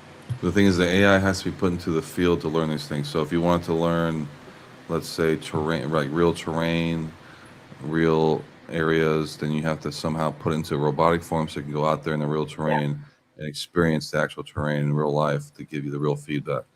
And it's So doing that's that why they right want now. these robots. It's Yeah, that's why they want these robots and all this stuff. So it's just, drones, yeah, everything. yeah. I mean, it's gone beyond sci-fi. I mean, have you seen that movie Ready Player One by Spielberg? Which one was that? It's called Ready Player One, and that's one of Oh, I haven't Spielberg's seen that. movies. I didn't see that. I know he's coming out with a new one pretty soon called something with a D. What was the name of that? Deception or something like that. I can't remember, but it's coming out soon about this alien contact, and that can't be coincidence. With all these UFO sightings, and now Spielberg's coming out with a movie. That I'd be interested in. But I'll check that other one out, Player One. I didn't even hear about that. Yeah, it's called Ready Player One. Yeah, so basically, this guy created this massive virtual supercomputer thing, and all these people get involved, and then yeah, it's like showing you the thin veil between digital and what they call reality here, and everyone puts more value into this virtual thing than they do actual land in real life. That's where it's crazy. We start seeing actual land in real life is worth less than it is in the virtual world. There's a problem there. Yeah, It's gonna happen, I think. Just like, like Cypher when he ate that steak and he said, "Oh, I know this steak is fake, but it tastes so good." Yeah, I knows when to inject that steak taste into his mouth. So it's just like, how can you stop this? I don't see how. But a lot of these people are fine with living out their life in that virtual simulation. It was created by a person. It was created by a human. But yet they're living out that life Mhm. that was created for them virtually. A lot of people are going to live in that life too. So if that's the case, then even the real world won't be like we're accustomed to. So Well, that begs the question now: where does God come into play with AI? I totally say I couldn't answer that part, but that's a metaphysical question. That's why this Earth is it operating the way it was designed? If it's not, then some catastrophe might happen. Maybe that's what happened in ancient society. Maybe they had this AI way back when, thousands of years ago, and that's what brought it to a standstill. Had a reset. Yeah, it seemed like they were able to get the real tech, and we got the ugly end of the stick. We got the dirty tech. But the Egyptians definitely seems like they got the good stuff during that time. Yeah, like I was talking to MD, and maybe that was maybe that because a lot of thought of theories about that was a power plant producing energy. Maybe it was an AI data center. Who knows? That's exactly right. I mean, how long has this AI stuff been out? And is it actually digital consciousness? I think it might be. Depending on how advanced it is, Hmm. Definitely think it might be. Wow, 3 hours. Been on here a while. Yeah, we got a good show here. Yeah, everyone jumped off, so I'm gonna go ahead and close it out. Any closing thoughts, Mr. X? No, thanks for coming on, Skype. Good to hear from you again, and thanks MD for having the stream. And look forward to the next one. Most definitely, man.